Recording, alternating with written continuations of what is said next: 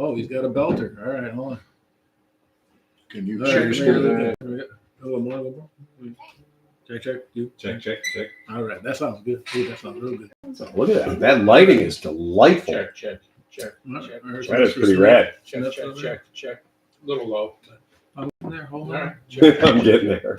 Hold on. He's going to talk about the concourse. Keep going. Check. Okay. There's no. And then there's only top. By Grabnar's hammer, what the hell is that noise? Click, That was the- check, click. That was the ad before. Click. All right, Yeah, if we you're are running. monitoring it, you gotta. Well, that's the thing is, I'm Is that all working? Everything's cool. Oh, yeah. It says live. It's I counting see down everything. And you can numbers. see a little green thing on the microphone thing down there. I do, Bouncing. and the numbers they're pretty low right now, fellas. No, that's the way it was before. But Okay. it sounded good. we're up to All right. 7. We're up to 7. Nemad CF A says live we have a live cast. cast. Yeah. Hey, ask people, how do we sound? Do we sound Yeah, does good? it sound all right? I hope. Sound check if you're out there, Yeah, folks. we're doing sound checks. If anybody on the cast. Right. We know how we Not sound, but much how I do can you do sound? at that point. I mean, it's a USB mic that is cranked. So. But it Mhm. sounded good when Tom checked it Douchey as before. always, says Aaron. All right. So they're hearing us if he's saying we're douchey. Chris Purvis has no sound for the mics. But that's because we have a central. We're running one central mic today, Chris. So if you can hear us, mission accomplished. If you want the dulcet tones, you're going to check back next week when Sleepy drops it on YouTube as a fully mixed, realized, Right. epic fucking piece of art that the Cleveland Moto Podcast always is. Where I don't sound like Which- I don't sound like Mickey Mouse. Which won't include any of this because we haven't started yet. Oh, that's right. So go fuck your hat. Everybody, last sound check now that we've got All right. this out of Hold the on. way. How do we? Phil on mic 1, clickety click, All right, checkity Adam, check. last time. Adam. Adam, mic check. All right, my dumbass. Hey, how you doing, John? Check 1, 2. All right, Smith. there it is, and Tom. Check. One more time. Can you hear me here? Can you hear me? No, Can you hear me now? you talking into Can the you hear me side now? or the No, end he's of it? not, actually. Can you hear me now? There Can you hear me go. now? Can you Yeah, hear me that's now? much better. Yeah, that's better, yeah. Okay, I think we got pie holes. Ew. You ready? I'm ready. Hey, we got numbers. Hey, welcome to Cleveland Moto Podcast number 484. Light them up, boys. And all mine does is, I know, man. Tinkle, Tinkle tink. oh, I love the tinkle, tinkle, tinkle. I like when you made those Unky Full podcasts and we gave I go when you literally turned the sound of the rocks in my We glass. have to do I the. love that. We have to do the what you call it. Fireside chat again, where you're just sitting there with the bourbon. In Oh, your yeah, hand that's- and you read from the book. Oh yeah, that was. I'm getting the warm and feelies all over again. That's my favorite part of winter. Christmas special. Yeah. Again, all Oh, those yeah. podcasts that we did, the fireside, I just love them so much. Yeah. And tonight, folks, to my immediate left, we have Adam DeLellis. Adam. Where are you from, son? I'm from New Jersey. And to his left, we have. Steve Sleepy. And to his left. Johnny McElfresh. And to his left. Chris Smith. And behind the bar tonight. Tom Pennington. Yay! It's a Cleveland Moto Podcast. Last week we went live. You know that if you were there. Yay! We had shockingly for our inaugural voyage, we had a lot of chat going on, and you were Oh participating. yeah, I was chiming in. Yeah, it's fucking great. And we did talk about, like, at the Patreon level, we do want to make sure that people understand that you can have your voice heard, and Adam's here today, proving that, in fact, a human voice, a Patreon member does exist. One. I am the proof in the pudding. Adam also asked to say that he did not come with a gun and hold us, at bay No. to be on the podcast. No. I was informed to say that everybody is safe and nothing bad will happen. It is better than that. What did Adam bring? Oh, he brought a bottle, didn't he? He brought a bottle. Hey, hand the bottle over to me because I love reading Yeah, bottles. yeah. Dan's not here, so I get to read a bottle. Oh, this is murder bourbon. Straight bourbon whiskey. See, Kicking around 1 Hondo proof. Nice. Very nice no cask C strength. So not only does he give us money, Milk he Street brings us Distillery. bourbon. Yeah, Milk Street Distillery. Adam, what brings you to Cleveland? My cousin's getting married and flew in for the wedding, which is tomorrow, and couldn't pass up the opportunity to invade. What's the Wait, he wedding said- party doing tonight? I'm sorry. What's the wedding party doing tonight? Oh, they're at the rehearsal dinner, which I Irish goodbye from. Nice. All right, he gets extra bonus points there. No, you think you would have actually even came to the wedding if you didn't know that you were going to be able to come on the podcast? I'm going to tell you that was a fair determination. You would have sent a card with $200 in it and been like, yeah, congratulations, guys. Buy yourselves a toaster. buy your way out of that shit. It is going. I'm not joking, not even one little bit, when I tell you that when Adam showed up today, we were kind of we were talking about stuff at the shop, kind of going through different podcast stuff and everything else. It does remind me that there are human beings outside of our basement that need to listen to this. And it is tough when you get to go like, oh, wait, there's people out there that we care about that are actually throwing this shit back, like at their work day. What do you do for a living? So I'm a field service mechanic for heavy equipment. I work for United Rentals. Yay! Whoa! You guys are in my truck all the time. So do you have a dually? Yeah. Do you have an I got a F350 or Chevy higher? 6500. Whoa! Rides like a covered wagon. I'm pretty sure I'm going to keep it in the next 10 years. Okay, The old buckboard. so here's the test. Counting the doors that the human beings enter and exit from, how many doors are on your truck? To enter and exit from. I mean, counting those, all the little doors. All the little doors. Oh, Yeah. God. I know, right? We're talking Service vehicles are 16, complicated. something like that. 16 Yeah, doors. 16 doors, yeah. 16 doors. Is your service truck equipped with a welder? Yes. Is your service truck equipped with an air compressor over 40 gallons? Yes. Ah! Be honest, which one has the weed in it?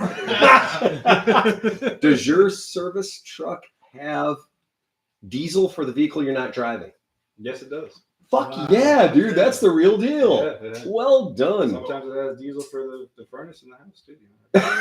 Hey, if the customer pays for it. Yeah. Right, that's great. It's built. So do you do like the GLG lifts? Do you do all the All the big lifts. GLG, sorry, yeah. Yeah. So anything from a pressure washer all the way up to a giant excavator. Nice, nice. That's cool. How do you feel about skid steers? Yeah. I don't like working on them, that's for sure.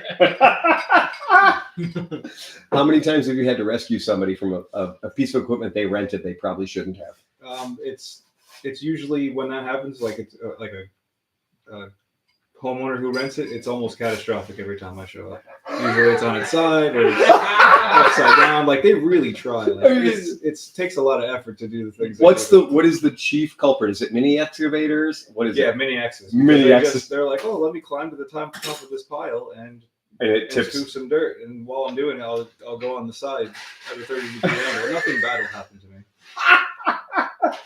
Every time I watch a mini X video, that's some like homeowner it's who's bad. just setting up a camera in his backyard. It's like, watch me do this thing. I'm like, whoa, whoa, whoa, whoa, whoa, whoa, whoa. Yeah, you're trying to like yell at the guy through the YouTube. Yeah. And meanwhile, a trained operator can put that thing in the back of the trailer with no ramp, right? People that know what they're doing are magical with equipment. Yeah, it's like an extension of the body. It is. They can crazy. pick up a nickel. Yeah. It's fine. However, the general public, the people you're dealing with, The people who rent, we're oh, not shy. We'll take anyone's money. Dave Matheson says, getting to disgruntled Patreon members working on bites tonight by chance? Probably not, Dave. He's Dave Matheson? Yeah. Is this still Isn't that the the same? next Is this still the same problem we've been? He sent us one. like He sent us. 7 times. Okay. Just so we can be clear, just so we can make I'll be legit. Matt Davidson is one of our favorites. He's one of our favorite dudes ever. We love him dearly. He sent us a great message the other day, and I've been saving it. So we'll see. We got a list to go through. If we can get to Matt Davidson's, he sent us a great email. Is So- it Matt Davidson or Dave Matheson? Well, Dave Yeah. Matheson's the guy we like. Okay. No, come on. All right. You know, if you listen to the podcast, we absolutely do fuck with some people, but they do fuck with us right back. So it's all right. Look. He's we all- achieved a level of Patreon support that is higher than anybody out there. We all like the fucking. We do all like us some good fucking. The when that whole idea of being a mechanic, you're like, oh, I'm a mechanic. I can work on shit. That's good. That's great. I'm a mechanic. I can work on the car I own. That's brilliant. I never get to work on the car I am. Exactly. I'm a The mechanic. next level of mechanic is I'm a mechanic. I have to work on other people's shit. Yeah. That's the next level of mechanic. The next level of mechanic is I have to work on shit that people that use don't know how it works. Oh God. And then the higher level of mechanic about that than that is military.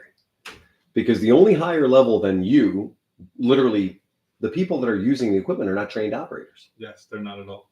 They don't know. Take your money, but good luck on figuring yeah. everything else out. I recently rented a skid steer and I beat that fucker like it was owed me money. I mean, I It's had- a rental. I'm like, I tore down trees and stuff. I was back in the back part and there was like these vines and I was like hooking them and just wrapping them around it and spinning around till it pulled a tree down on top of me. And then I backed up and ran over it. It was awesome. Just use the track to clear barbed wire. Oh, You're whatever. fine. Whatever. It's not mine. It's just like every hammer is every tool is a hammer. If you're brave enough. You know, the most miserable person in the world has to be like a mechanic at Enterprise. They dropped it off. I had 8 hours. That thing didn't stop. No, it's, and you know, coming out of the military and sort of dealing with our guys in BMO, Battalion Maintenance Organization, and you're like, oh, you guys are tankers. You're trained. We are trained extensively about what to do and what not to do on the vehicles. Absolutely. Nobody can fuck up a day worse than a private. A 19-year-old kid can screw up. I mean, seriously, can't pour piss out of a boot if the instructions are printed on the heel. They will figure out a way to destroy a $3 million piece of taxpayer equipment. That has been designed to not be fuckwithable. And yet I watch these guys show up all the time. They'd show up in an M88, which is a tracked recovery vehicle that is moderately bulletproof, but it's basically an RV. And these guys show up with all their tools and a very, very bad attitude about life in general, because we done broke something that is literally not breakable. And these guys are like, how did you even figure out a way to break that? What's the old adage? You know, you can figure out how to break an animal. Yeah. Oh, yeah, for real. And all the guys that come out of the military that worked in BMO and battalion maintenance, when those guys come out and you're like, oh, today you've got a job.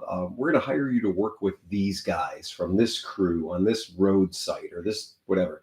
You can't scare those dudes. They've seen it all. What's the biggest breaker bar you've ever had to use? Biggest breaker bar? Yeah, because I know on some of that big shit they got bolts. Like Yeah, that. and some of that stuff's torqued to like 400 plus foot. Oh yeah. Oh, geez. Yeah, usually get the 6-foot breaker bar and then the 12-foot cheater pipe. Yep. And then pray that you don't hit yourself in the teeth with it. And then just hook them to each other. Oh yeah. Yeah, then hook them to your Yeah, truck. And then get the Milwaukee- crane off the truck and yank it up. Milwaukee just sent us at Summit. Justin had it. It's for truck drivers. Yeah. It's a Milwaukee I've seen this video. 88 volt. I don't know. It's like Oh, it's 48 volt ridiculous. times 2, whatever the fuck that is. Okay. 96 volt. And it's an inch and a half fucking drive. You should have to drive torque wrench. Yeah, dude. And it's like it comes with like 2, but with a third possible handle. Yeah. So I Because get it it. will You rip have a your entire- left hand and you have a right hand. Yep. Where does the third handle go? Between your knees. Right. Yeah, probably so. Oh. Yeah. You know, having talked. So that to is a somebody- true inch Like, and a that's half how nut to fucker. break your fucking arms if you're not careful. Yeah. Yeah. Having dealt frequently with somebody who deals with very large trucks. Yeah, I get it. I Yeah. see these videos because all this stuff goes into my feed because I stand around people who deal with trucks. Freaking time. Right. Yeah. And so Instagram and Facebook are like, you might like this video, and I've seen exactly what he's talking about. It's free. It is literally, almost a NASCAR. Here I thought you guys just sat around and jerked each other off with fifth wheel grease. I didn't think it went any deeper than that. I just figured that was it, Yeah. Rob 2TK from San Diego. That's new. Yeah. He checking in with us. Hey, He can't quite drink with us yet. He's got to work 2 more hours. I told Tom he was in charge of watching these, and it Well, clearly that literally just popped up, and Johnny. he got it like a Ooh, fucking and the seagull fact on that a he- French fry. And the fact that somebody is working for another 2 hours and can't drink on the job means they need a different job. I like this. This is a good, healthy competition, which means that we're going to get a better Hey, experience. if Johnny Mac Yeah. wants it, I'm going to let him have it. Yeah. I'm right there with you. Steve. I'm Team Johnny Mac. You know what? I'm Team Johnny Mac. Can't accept defeat like that, Tom. Oh, yes, don't you dare give I that. got loyalty, man. Don't you give I up got that. loyalty Don't you give up that. He's serious, got the age and the wisdom my goodness. and the looks. and the looks. So, you know what's weird? So, because we're doing this live, I went ahead on the podcast Facebook group today, and I put the show notes up, Ah, yeah. knowing that these pinnacles of society. There we go. Honestly, only the finest and longest members, longest duration members Right. of our podcast They would go last there the longest. and they would literally look at our Facebook page for ClevelandMoto Podcast and they would know in advance what we're going to be talking about. So they're standing by, prepared to chime in at any moment when we get something wrong. He only took tips. Mm-hmm. And I think that when it came right down to it, and I was like, okay, well, I don't know if it's a good idea giving everybody the keys to the castle. Yeah. Well, it turns out I think it'll be fun. Oh, I think it'll be good. In fact, I'm also willing to believe that there are people out there that are waiting for us to slip up so they can put on their white hat and show us a thing or two. Oh. I don't want to see any. Okay, I don't want to see a whole lot of people's penises. I don't think they have the ability to do that, do they? I don't know. Let's find out. On this. Let's find out if somebody has the ability to send us a dick pic through the chat. Right. I mean, the only people are going to know are the people here right now. They can so. go to the tompennington@gmail.com. I was thinking about Sleepy's OnlyFans. You know, his Discords, his secret Discord server. Send all your complaints to Yeah. motorcycles and misfits at gmail.com, right? That's how it works, So right? how about those new that new KLE500? Yeah. It's like Johnny Mac read the notes. I love it when you understand the assignment. It makes me so happy. It's so cool. It's the E or the L. What is it? The 500? KLE, E. not a KLR. Yeah, right. E. Yeah, KLE. KLE. It's I the one that wonder- we usually don't get. I wonder why you've never heard of it. Because it's not usually here. Because we are not worthy. Right. Much like Oh, the KLS. again, we're still not worthy. Well, we weren't in this case. That's for damn sure. Right. Oh, Right. So I really We do. suck. Long and short of it is this: that for you a very keep showing me that picture of that Figaro, I'm gonna have to buy one. Your Nissan keeps popping up. okay. Well, anyway, so that's real. That's the thing that's happened. Is that in the European market since 1991? yeah. They've been able to buy Ninja 500 / Vulcan 500 parallel twin liquid cooled motor. Do you think it's the same motor out of the old EX500? I do. It's the exact same. That's how they got through emissions. Dude, Yeah. that bike, my buddy, when I had my Honda Hurricane 600, he had the original EX500, and it sounded like a fucking lawnmower. Like the original one. I'm not joking. Bad, dude. It The was- worst Vulcan ever produced Yeah. was the EX500 Vulcan. Yeah. The It's still- 500 But Vulcan, it's still the best one ever produced. but it's the best one ever produced. So It's it the is same a, motor as the Ninja 500. It's beautiful. it is a sensory deprivation cruiser. It has the wrong number of cylinders. Oh, I'm sorry. It has the right number of cylinders in the wrong configuration, surrounded by water, in the power band that only works in a light sport bike. But we have said that the best configuration today is a dual cylinder water cooled motor. That's It the was most ahead of its efficient. time. Right, It was right, ahead of right. its time. I had a customer at my shop that was very much not ready for prime time. He was not ready for a big cruiser. He had a scooter and he was really good with that. He was a Navy veteran CB. He was 131 years old. And he was one of the most absolute straight up delightful guys I'd ever met in my life. Okay. Which is And- weird that every CB is like 130. Scott from Small Adventure, Harley Bobcat. Moto Adventure says he misses his small He ninja. does. He misses small ninjas. Right. Yes, absolutely. And Kevin Nixon, my buddy, had like 4 of those at one point. He was Yeah. using them for track bikes. EX500 It's Ninjas. not saying Great they were a track. bad bike. I'm just saying they sounded like a fucking lawnmower. Right. Like it was really funny. Because sensory experience was not part of the No, design guide at all. We just right? want to, I mean, Right. We're going to let's go back to your CB first because we're getting off track. What? Well, you were your CB. What I'm saying is Mr. Tolhurst, Yeah. in his declining years, in the twilight of his life, Yeah. really decided he wanted to have a cruiser. Yeah. And after being around him for a while, I went, you know what you need? The least likely cruiser to hurt you. And since you want to go on the freeway, I cannot recommend a Rebel 250. Yeah. And I said, if we can find you a Vulcan 500, I think we should buy you one. And we did. We found him one. And it's not like they hold their value because they Oh, don't. no. Right.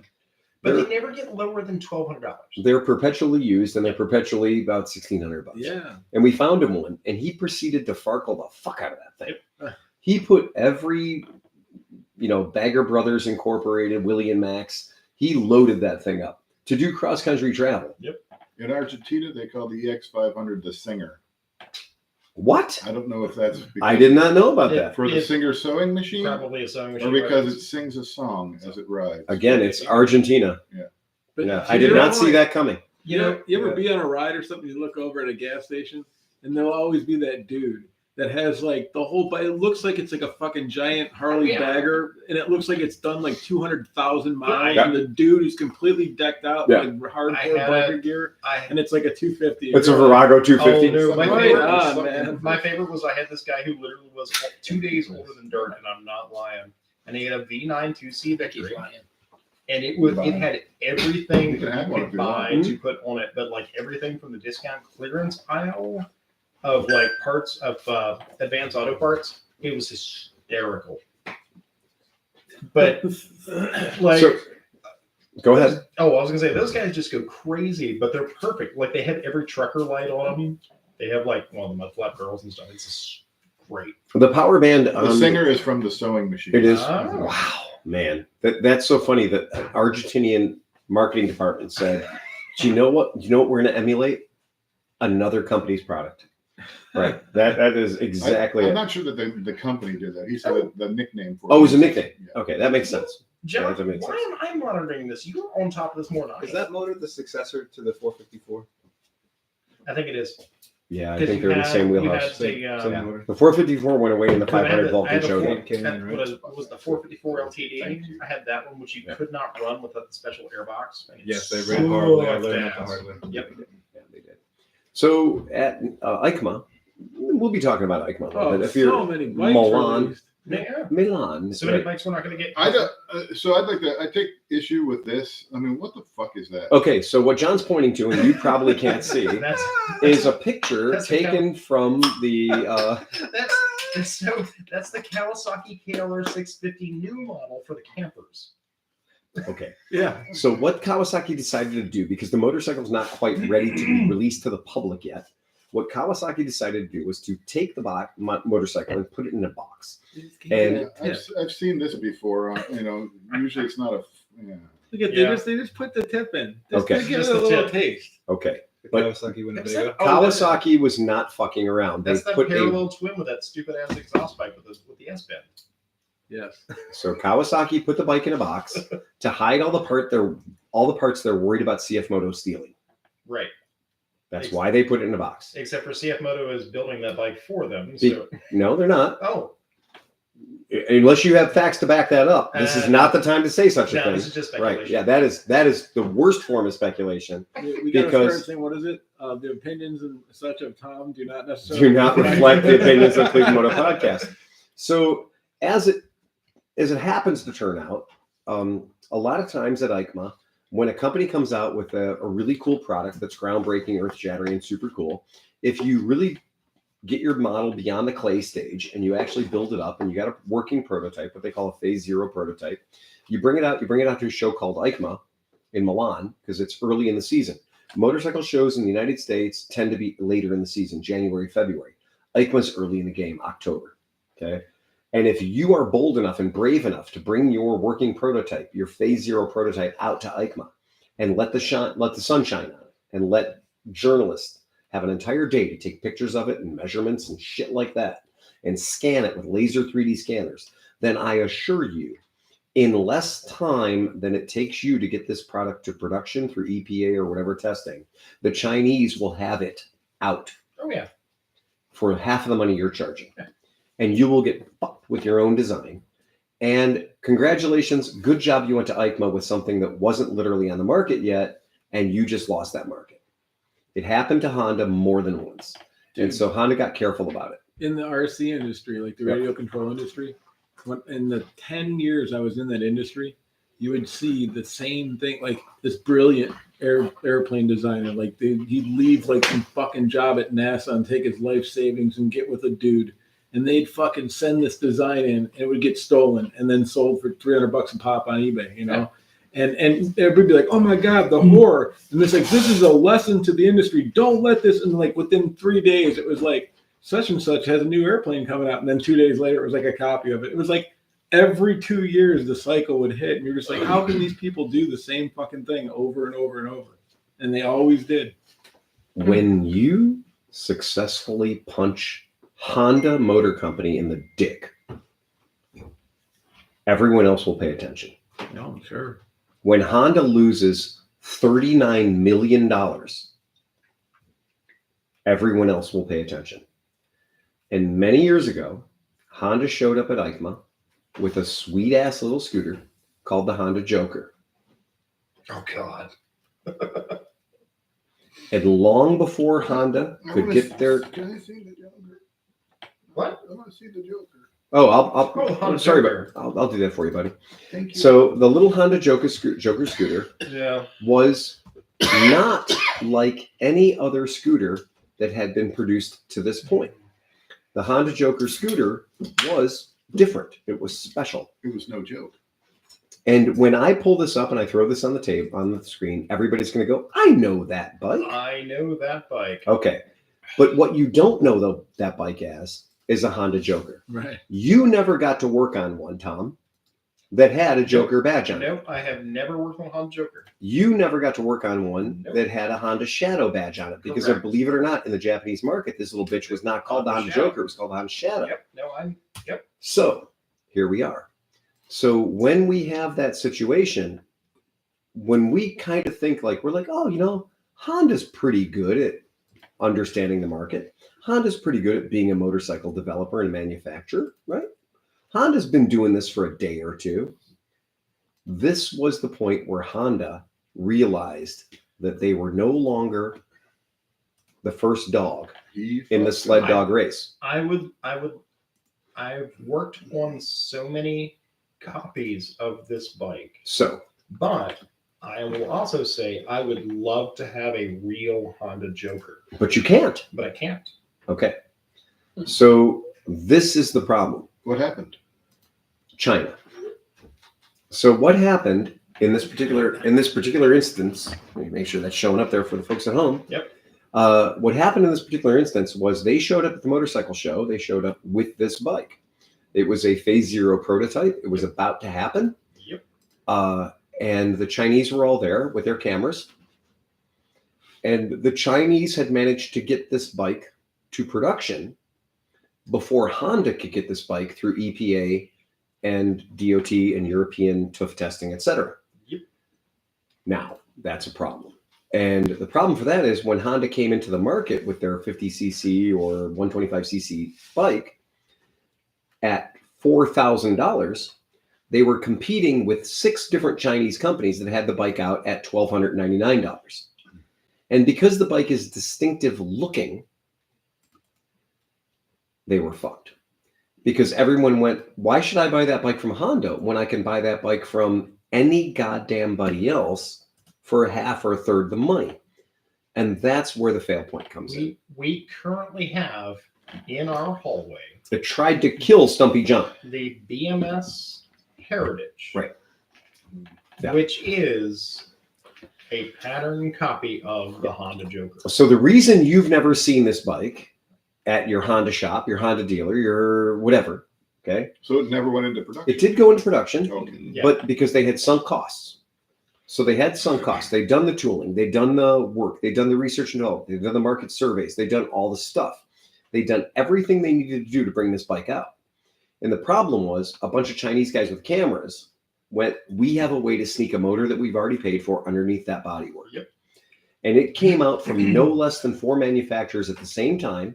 And believe me, those guys have my phone number. Yep. And I could buy that bike from any one of 4 different guys for $999 my cost. When the Hondas were hitting the markets in Europe, begging for people to give them $3,000 and $4,000 for them. So I've worked on this bike as a BMS, a tank, a red streak, TNG Lowboy. a fly scooter, a TNG Lowboy, Yep. and I think that's I've worked on a couple of other odd, like off-brand, but they're usually all Zenens or Bashan or something like that. And this is all the same bike. It's all GY6 powered 125 or 150s, and it's all the same. But if you want to lose a lot of respect in my shop, say the word GY6 and not know what you're talking about. Yep. Because I'll be happy to tell any single one of you. You come into my shop and be like, well, it's a GY6 motor.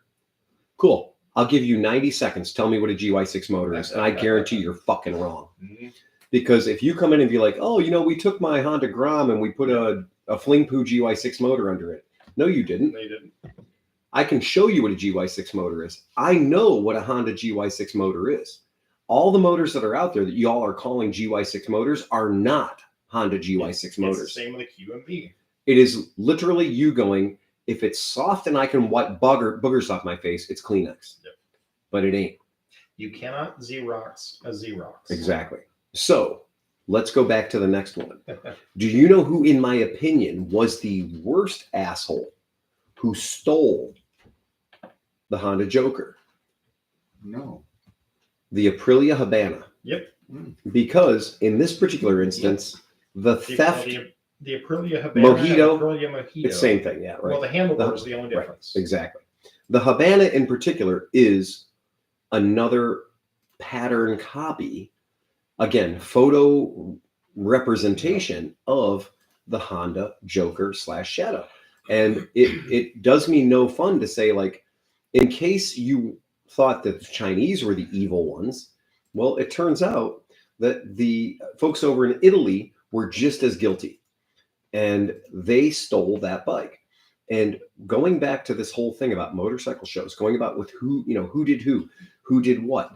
Is the Kawasaki EN500 built by CF Moto? Is it built by somebody else? Well, guess what?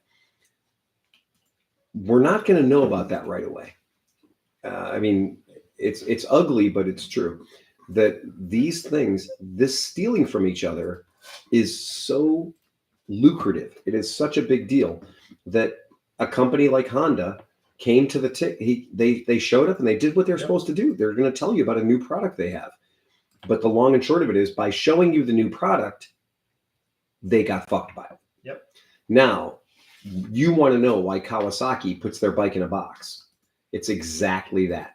Because they don't want to have a $37 million loss by getting second to the market with something they designed. And looking at going back, can you get back to the picture? Yeah, absolutely. Let me go ahead and pull that up for you. Of the KLR, because let's stay on topic. As we do. Yep. But looking at that picture, what you're literally seeing is just forks and a front fender and a 21-inch wheel. And I think they're showing you exactly the part of the motorcycle they needed to show you.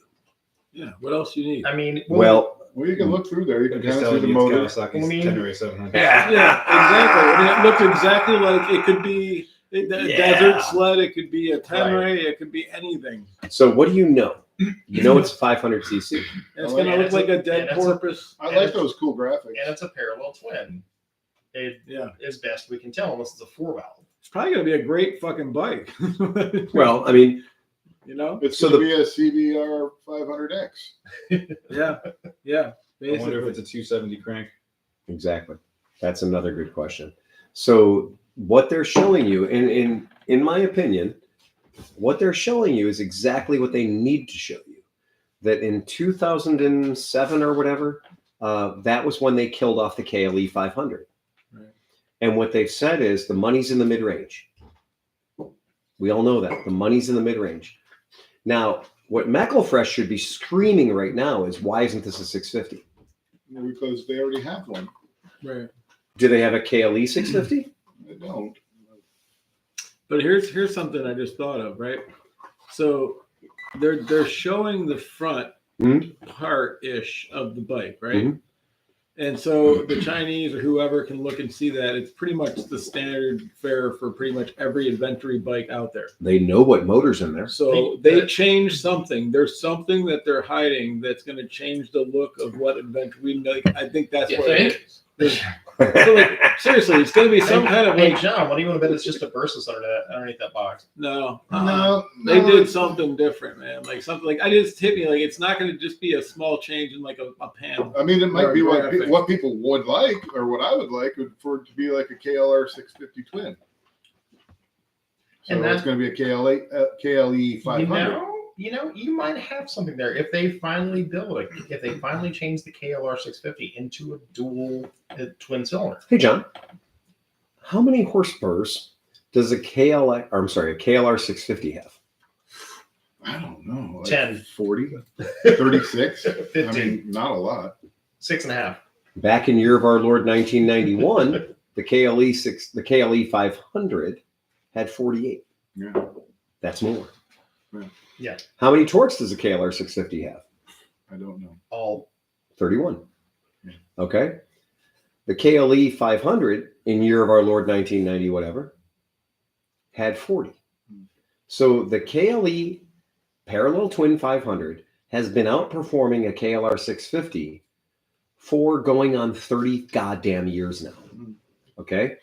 So the only thing that here in the United States that we have that would compete with those exact numbers has been things like the V-Strom 650. Yeah. And we have a Versys, but a Versys has 17-inch wheels. You know, a Versys, a KLE 650 would probably make everybody really happy because that would be the KLR 650 twin that we've been asking for a really long time. But if we look at even a 20-year-old or 30-year-old KLE 500, its actual production horsepower and torque was such that it did outperform many of the Triumph Scrambler 400s. All of this whack, I mean, we talked about last week, the baker's dozen of the 350s and 400s that are out there right now that every manufacturer is leading hard into. Can you blame Kawasaki for going, you know what's better than a 400? Well, I'll buy a 500. All right, Mike. But you know what? Hang on. Mike Waddle. Fire away. Chat says technically the Versus 650 is the KLE 650. I never said KLE. I know. Yeah, I I'm get just it. saying. Yeah, I mean, he's reporting in. No, get but it. he's got a good point. Maybe Right. that was Right. They had the old 91 Right. KLE 600. Right. They bored it out, and that's what eventually became the Mhm. Versys. But the guys that really want that, like there's a thread on Adventure Rider where like these guys have been making, I forget the guy's name. They're in New Zealand. Gravel grinder. Oh, no, The gravel grinder guy, whatever. But they take that, that engine, they take a different swing arm, they use different forks. So they're making basically the twin KLR 650, actual good motor can last for 42 billion miles. Oh, yeah. But, My point in all this is Kawasaki is doing something. They're returning to the crypt, right? The KLE 500 that we never got here. And, when you're looking at the Versys, the L model, the LT 650, when you're looking at that bike, its 17-inch front wheel really does prevent it from being a bike that you could use as an adventure bike or whatever, right? I'm happy to see a 500cc from Kawasaki in a parallel twin liquid-cooled configuration. I'm really happy to see it. I figured it out. And that's a 21-inch front wheel, right? Yes, it Oh is. yeah, it's a big wheel. I figured it out. Yeah. It's a 3-seater. I I mean, what are they going to do with this thing? And you can't hide the plastics on it. There's a something different. giant alien tank that like wraps around your head. There's an airbag on it. No, but think about it. Like I'm sure, like when Svitfillen or whatever the fuck those Svartpillen. when they were about to drop those, I'm sure that they tried to keep that under wraps because that's like they were trying to change the look of motorcycles. You know what I mean? And whether you love it or hate it, they did. I really do. The Svartpillen. What was it? The Svartpillen and there's another one. Vitspillen. Yeah. They actually, The gold arrow and the silver arrow. They actually look The Victor really cool. And in the CF Moto that Sleepy jerks off to every night before he goes to bed with that dual headlight is similar in its design, and they look really, really cool. Wait, I can tell you something, I guys. love the look of the old one. That's what's not under the box. Oh, what trans out? No, a KLE 500. I mean, it looks why did we never get that? it looks like a trans out. Well, we haven't gotten that since 1991, Sleepy. We've never gotten that That's what I'm saying. I said, why don't we got that? because they decided we shouldn't get that. All right. Because of you, Sleepy. It was clearly because of Sleepy. They intentionally hate you. They intentionally decided that we shouldn't get that bike. That looks But- like a Yamaha I dumped at Barber. It's a TDM 500, TDM 500. right? Totally. Okay, it's a TDM 500 parallel twin. With their CD Okay. fucking jet ski seat. But what I can promise you is this. That 19-inch front wheel and 17-inch rear wheel or whatever that configuration is, That's what's not under the box. No. That's what's not under Look the how box. short that swing arm is, I too. hope it That is. motherfucker's like, Yeah, that's what's not under the box. Now, I will be happy to show you what I kind of hope is under the box, yeah. but I know it's not under the box. And I'll show you guys this because I love you and I want you to have funny dreams. Murder. That's what's up. All right, are you ready? Oh man, I'm so happy I'm going to do this. Sleepy's going to just make some noise. Oh. So that's what's probably under the box. Oh, the KTM? That's a KTM Adventure. Those are Yamahas, aren't they? Are they? No, those are Kawasaki KLE550s Oh. that are done by a mad genius in New Zealand Oh, who yeah. literally makes a motorcycle that uses the KLE650 the KLE500 motor. And that weird ass KTM preparing apparently. It's just a tower. It's a rally tower, dude. What's a rally Oh tower? yeah. So, but here's my point. What's under the box is not what you saw behind curtain number 1. Hey, no. What's behind curtain number B is probably something that looks a little more like this, Yeah, that'd be dope. which is the true Perry Dakar built to do the job. Well, it would be their answer to Honda's CRF Is- fucking rally or whatever the fuck it is. Oh, that they no. haven't talked. Like Kawasaki's watched that fucking thing sell for how many years now? All right, hang on 1 second. Yeah. That would make sense. Oh, I'm now gonna I'm excited. Bring it on, Tom. Yeah. I'm going to make you a little upset because this came in from Joshua Clark. Mhm. And the problem is we cannot see the big. They cannot see the big TV on the chat. Why So not? they can't. They can't. No, the camera. Oh, the camera. The camera Yeah, does 'cause not they let can't- them see They it. can't see the big TV So on we're the gonna, chat. you know what? We're gonna We're gonna have move to the big- fine tune We're that. gonna have to move the big TV up here. Mhm. So what you're not seeing is basically You're gonna have to tune it. Hold on, folks. Oh, I've got something for you, baby Bill's birds. got it. I got something for you, baby birds. It's okay. It's every better reason for you to watch the YouTube release of the finished product, Right. So you can hear all the details. and you can match All John Yeah. snores. That's it. when Sleepy Well, puts it up on the you're- when Sleepy puts it up on the YouTube. You're exactly right. Thank you, and that makes an excellent point. Well done, well played. Okay, very good. Oh, that's a brilliant thing. Excellent. Actually, you Very good. could probably see it if you were a super patriot. Well, yeah, he's sitting right here. If you'd only look behind the paywall. Yeah. Yeah, right. Adam's proof that he gets to He hit see the all this shit. He was in I can his see everything basement great. 15 minutes ago. He was at home. He hit the fucking button. Boom.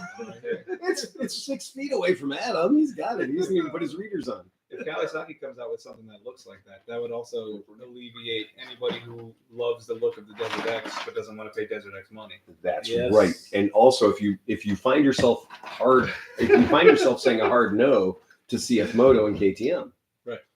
Well, Oh, There's your tried and true Japanese. There's your tried and true. With and you know what? Italian look. The only thing that could make it better is if it was green. So does anybody have, so like you have a lot of like this hearsay and stuff, but Yeah. in 2024 around this era, Yeah. how is KTM's maintenance intervals on their bikes and things like that? Have they pulled that shit together? You're gonna have to fine tune that statement a little bit, my friend, because now KTM lives on 3 different channels. Yep. Oh, you're right. Okay. All right. So we have to acknowledge that KTM represents 3 different streams of manufacturing. Right? Okay, yeah. Okay. So we know that there's the top stream, which is still made by the Austrians, Yes. right? And those are going to be the absolute most cromulent power to weight ratio is going to be of the gods, 12 razor thin. Dukes, all that Literally, kind of shit. your name had better be on the side of somebody else's truck, right? You know what that means? Yeah. Right? Remember the joke.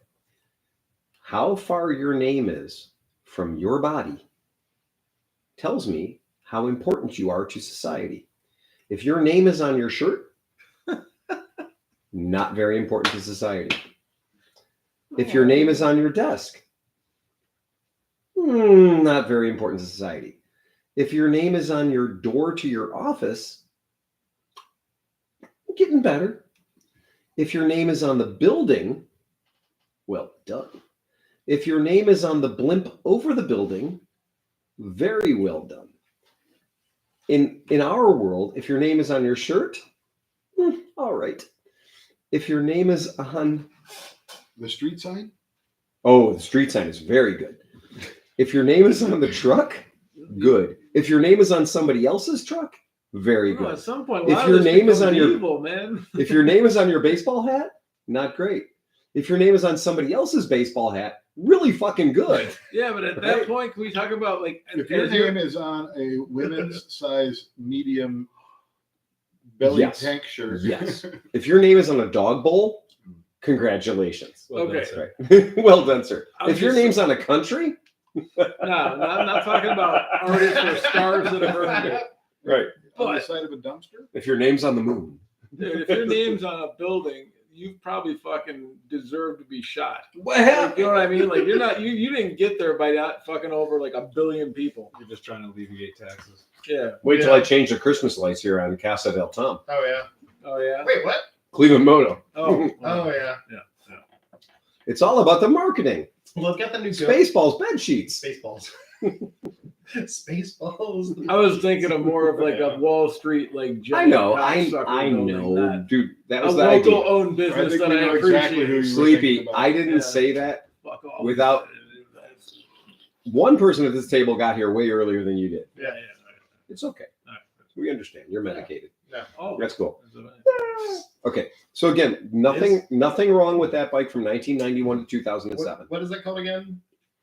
16 years of building a KLE500. 16 years of John not having one. And for that, there will be no fucking forgiveness. Right. No justice, no justice, no peace. No justice, no peace. So that's a big deal. All right. Moving on. This bike Honda no gold Freeway rim. reports in merchandising. Merchandise. Yes, that is exactly what it is. Merchandising. We want to talk about Chinese, a little bit about Vogue. Oh god, there's a name I haven't heard in ages. Actually, Vogue. Vogue. Strike a pose. Vogue. It literally is called Vogue. Strike a pose. They did the early tanks, and I think the early Vogue did some shit. All the right, early right. the early what is it? It's A couple. the Bajas that I watched that Advanced video. Auto Parts sold. They've done some parody car fun stuff. The Vogue 260 was a Linhai motor, which was a basis of the Reflex 250. Mhm. Sorry. Okay, Vogue. Anyway, Vogue. Okay. Well, since then, Tom. Since then, CF Moto has actually produced things that aren't garbage. Must have moved. Well, Tom, have you ever put that much air underneath your CF Moto fashion? God, I wouldn't want to. because Okay. the fucking framing. Watch this video. Oh, you and Holman are on the chat are probably not going to get this. It's okay. I'm sure if you wanted to look up Vogue, Vogue, GS you can 800 find rally, I it. think you'll it's just find it. VOG, isn't it? No, it's VOG. Okay, VOG. All right. Vaj. VAG. Nice watch. Vogue. Do you guys remember 5 weeks ago when I explained to you in great detail how to crack the Chinese code? Strongbow. And I explained to It's you like that apple juice. 65% of the bikes that you were like, oh, that's pretty cool, were Lanchin. Yeah. Okay. In China, there's like 5 different legit heavy hitters. And don't ever talk down about Lanchin because they have more money than you. Because Sleepy would be I upset to think learn. just about anybody has more money Sleepy, yeah. than me or anybody here. Sleepy's BMW would Right. be sad if you talked bad about Longchenn. Well, 800 cc's and 90 for I horse don't purse, give a fuck. right? No, your BMW would be upset about it. 120 mile an hour top speed. That's okay, right? But my favorite thing about this is usually when we're talking about all the Benellis and all the different stuff that's out there, one of the problems that China hasn't been able to crack is the type of metal they're refining, which is called Chinesium. And Chinesium is heavier than steel. Chinesium is heavier than mild steel. It's heavier than chromoly steel. Chinesium is heavy fucking steel. And when Pete and I went to one of the years ago, the Indianapolis, motorcycle dealer things, me and Pete Hempfling walked around this bike, and we were like, "This thing looks fucking amazing." And I was like, "Yeah, it really does." I'm having a hard time accepting that this is from China. It's bothering me that this bike is made in China because it looks really good. And it was an adventure bike, 800 cc's. And this was 5 or 6 years ago when it was literally just a buck. It was a thing to get people excited and to make not the general public, but to make dealers open their wallet for a Chinese-made 800 cc parallel twin adventure bike. And so Hempling and I are just crawling all over this thing because the people in the booth were not English-speaking people. They were all Chinese sex robots. And that's all they did. They just wore skirts and stood around the bike suggestively. And they never leave booths. No, Even when they there's don't nobody eat. There, They're- they're just they're not- stand They there. can live on 800 calories a day. They're not allowed to. No, they just give you a handful of white rice and you throw it at them. I just wondered if they had like some kind of a collar. You know, Shock or collar? something. Yeah. Invisible fencing. Yeah. They never left the booth. Yeah. No, it's But they crazy. also didn't have a problem when Pete and I fondled the bike. Like usually when I fondle a bike that's a prototype bike, people yell at me and tell me to go Especially back under and the not bra take and pictures. everything, Right, Right. yeah. Yeah, right. Third base. And, And they were like, I got "Do not- standards. Do not fist and/or girls. Right. So Pete and I were getting up close and personal with this thing, and I was like, these welds are actually really tidy. Wow, they must be 14 years old. Well, the robots are No, brand the new. robbers. The robots are brand new. They call the 14-year-olds robots. No, we are used to seeing China, dude, We're it's used not to seeing India. welding Right. by Chinese children, Right. by Indian Or children. they never make it 14. But this particular motorcycle that Pete and I were looking at was clearly robot welded. Ah. Somebody had just stacked dimes up on this bike. Oh, they RoboCop the 14-year-olds. Okay. Tom, they out fucking spent you, buddy. They outspent you.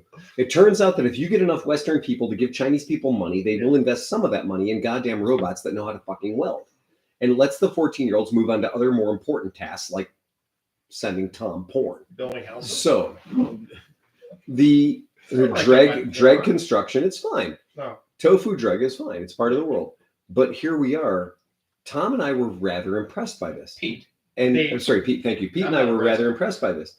And then we found other components on the vehicle that were not so impressive. Right. And that's where we started to go, wait a second. China might be just doing a thing that we did years ago, which was you're building a bike out of boxes, a component level machine. And you're going to get some things that your robots are going to build. The frames are going to be really tidy. And what we thought was funny was we just noticed an inconsistency of the quality between some pretty vital components. Chocolate camshafts and candy cane connecting rods. Actually, I believe General Motors called it Cadillac.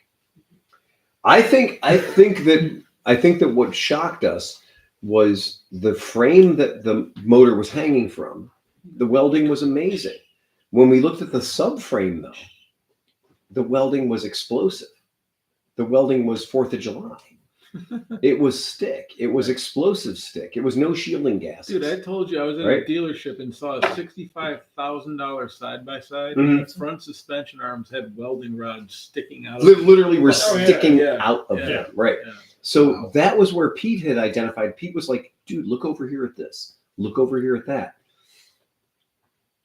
Pete's a very good QC guy because Pete is always looking for where you save the money, right? He's always looking for like the angle on like, oh, you could tell they saved $1 over here. You could tell they But saved he $1 over applies there. all of his military and like Yeah. firefighting training to his savings. He does. Like Well, it's militant. hey, it works for him though, Yeah, right? It 100%. does. You can't argue with the output. The output's amazing, right? So going back to this Vogue, we've seen some Vogues in person at some various different motorcycle shows and stuff like that. And it does look like Vogue has showed up to play. Vogue is not screwing around with this particular bike. Now, the hardest thing that we're going to see in the United States is going to be developing a dealer network, because I don't care what brand you are, whether you're Janus or whether you're Harley Davidson or whatever, the strength of your dealer network will directly affect your sales. It will definitely make your customer feel at peace with their purchase if they feel like they can get a part for it. If they feel like they can get a support item for the unit, keep it on the road if they need to. When you spend a second, go to ADV Rider, look up Vogue, VOGE. This piece of equipment is not garbage. This is not tofu drag. Well, that's like, so Yeah. there's another dude on there, the Cove ones that came in. So they have the Cove 450 and the other ones. The guys are finding it. They're halfway decent, but I'm finding it's interesting. Like there's some dealers that are taking them, but kind of like with them and a couple other ones, as long as there's like a main dealer that'll ship it, but then all these guys have forums where like this dude's day job is just monitoring those forums Right. and telling people, oh, you need parts or whatever. It's almost like their service department is part of a forum. Well, Yes. that actually, yeah, no, we You know, it's when crazy. we were doing Red Streak and Fly Scooter, that was a lot of the really early things getting in on the my old original boss created a forum is the best way to say it, because he was essentially the parts manager for the United States of America for Fly Scooter. And so anything that came through, he would be like, no, you need to order this part, you need to do this stuff. And like he was service managering, that's what I'm saying, from this forum. And everybody was like, who are you? And I'm like, well, I'm a 10% investor in Fly Scooter. But the reality is, you're talking about Vogue. Kiss my ring. I'm a 10% investor Well, in the company. that's fair. I've got a Yelp account. You better take care of me. Go ahead, Chris. They were having a conversation about CF Moto in the chat. It's okay. They're going to have a conversation about CF Moto forever. It's a hot topic. Go ahead, Chris. So you were talking about setting up a dealer network, Mhm. and do you ever foresee dealer networks not necessarily being there, but using a vehicle like Amazon to sell the unit, and then suggest that people go somewhere to get the pieces part? Yeah. I know that might be a long time in the future, It's but actually not. A couple of guys have tried it. Actually, Chris is not wrong. Right. No, a couple of guys can have you say tried that it. again? You're not. Hey, Chris, get your phone out. Get your phone out. It is I want you to not- record it is the words not I'm about to wrong. say.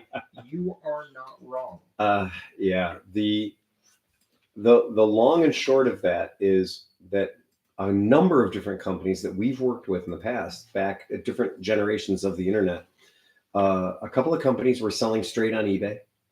And then part of them selling straight on eBay was saying, and for all your service needs, go to ClevelandMoto. Yeah. Right.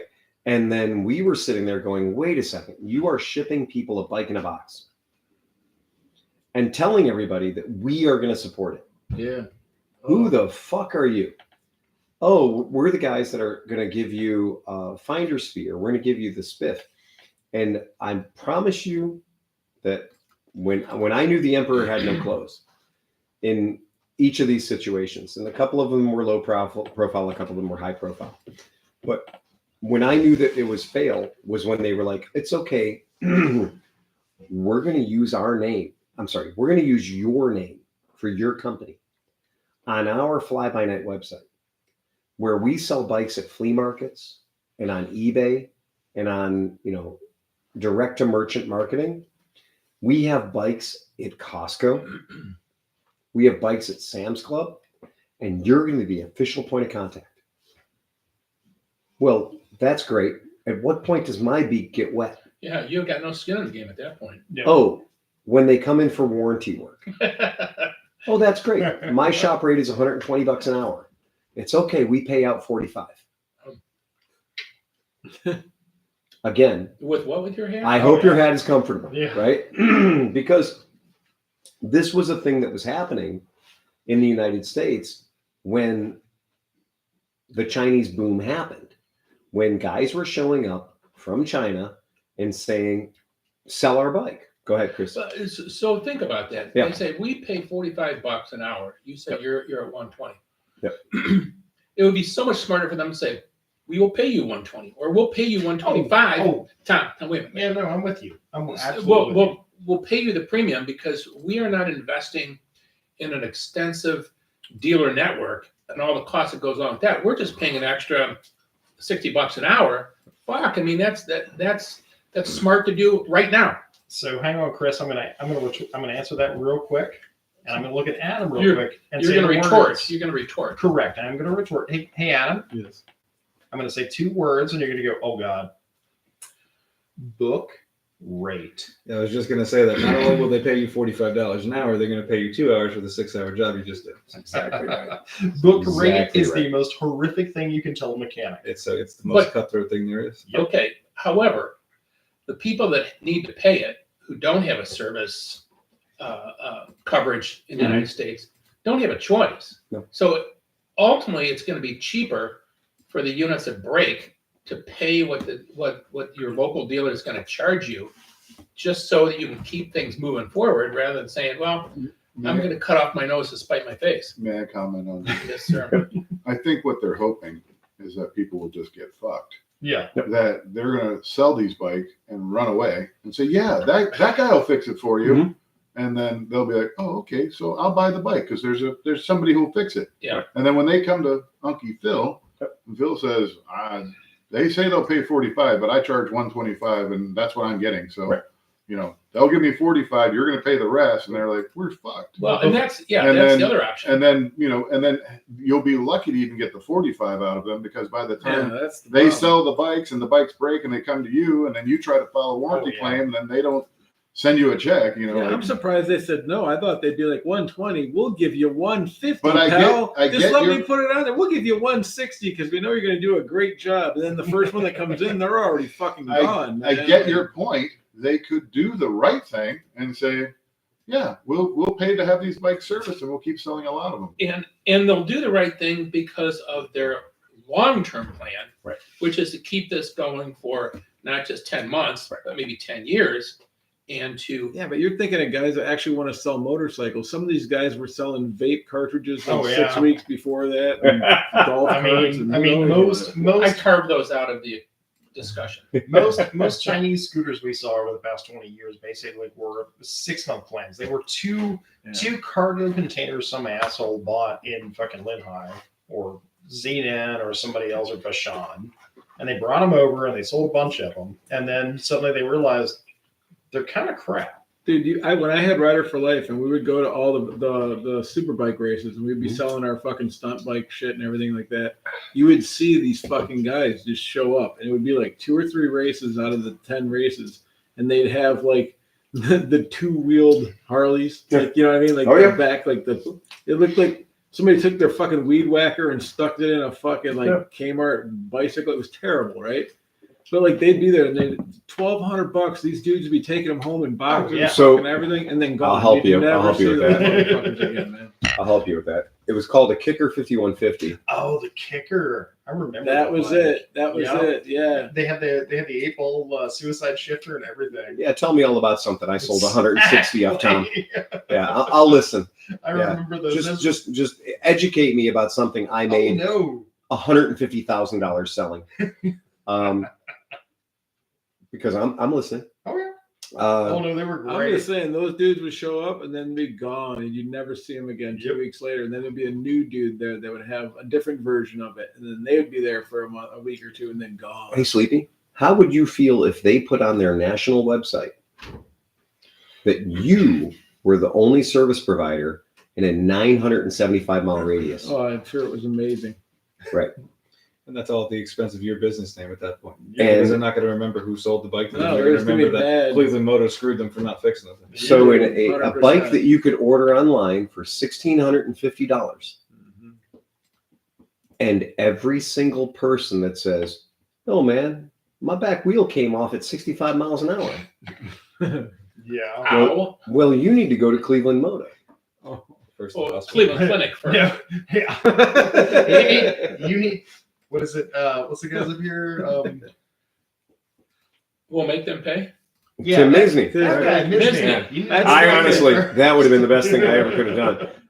That would have been the best thing. Cleveland Clinic. Tim Because Disney. living in New Orleans, like Morris Park, you need to call Morris Park. But The Disney is up here. all of these bikes that were legitimate tofu dreg Chinese awfulness.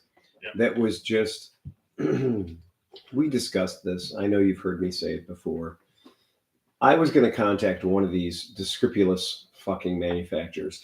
What was that word? Discrepulous. Discrepulous. You know, look it up. I It's in the Unky Phil's dictionary. Ah. I was going to call one of these guys who had quoted me out $699 to build a 125cc scooter, and I said, "That's a great idea. How many need you? How many must I buy?" They said, "Ein container, 84 bikes. My cost, $295 per bike. Drum brakes, carburation, 125 cc's, and they would make the badges for me to say caveat emptor 125. Nice. Caveat emptor. It's very Latin. Oh yeah, yeah. It's very European. yeah. And I just wanted to do it because at the time I was being sued by a company called Wildfire for some videos I ran. Oh, yeah. And I was running some public advisory videos warning you not to buy Chinese-made garbage. Your jeans were fucking amazing too, by the way. So my jeans were amazing. You Yeah, fucker. the fucking Canadian tuxedo bottom half rolling, baby. It was good. So the long and short of it is, I was going to do it. And I was really going to do it. I was going to do it just to prove a point. I was going to do it to show up to Jamie's flea market with a container load of bikes that I was going to sell at $699 for the Caveat Emptor 125 that had, instead of a CVT transmission, chain drive, that had, instead of disc brakes, drum brakes, that was truly the lowest grade bike they would build. Sounds like a throwback bike. It sure does, doesn't it? And by calling it the Caveat Emptor 125, anybody who tried to take me to court would have to go before a judge and say, Your Honor, the man ripped me off. I bought this. I gave him a bike for, I gave him $699 and bought a motorcycle called the Caveat Emptor 125. And it was less than I expected. Dismissed. And the judge and everybody in the courtroom that had higher than 7th grade education would have a good solid laugh. And he'd look at me with a smile, and it would be like a Mentos ad. He'd be like, ding!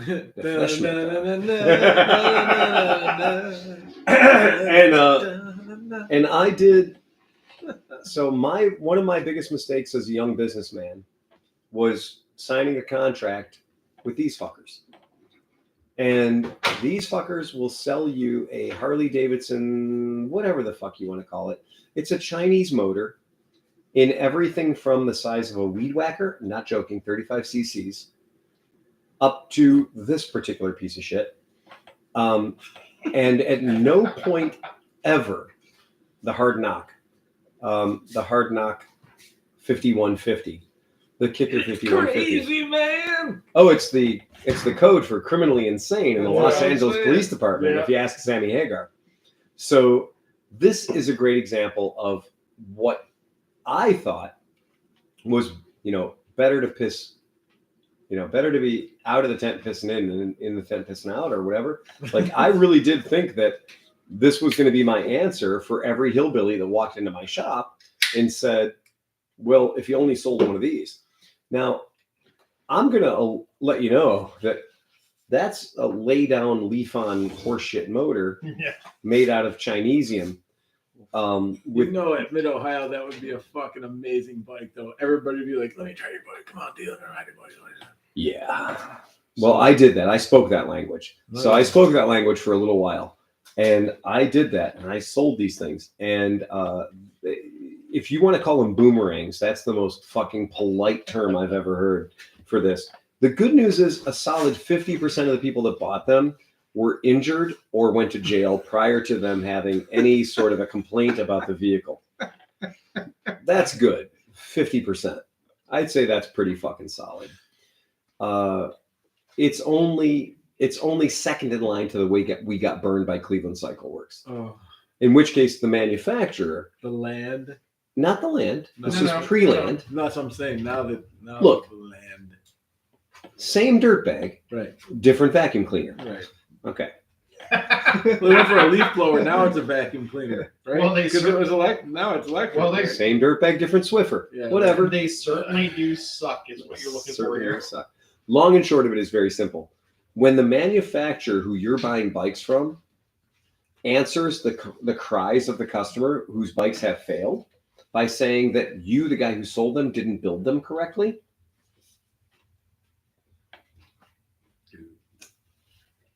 show up, stand up, defend your product, or suffer silently while I punch you about the general cranial area. Yeah, right? Yeah. Right. That's it. So be careful about this kind of stuff. Be careful about it. There is a thing in the world that says, when the customer says, well, I guess they couldn't sell if it wasn't safe. That's not printed anywhere.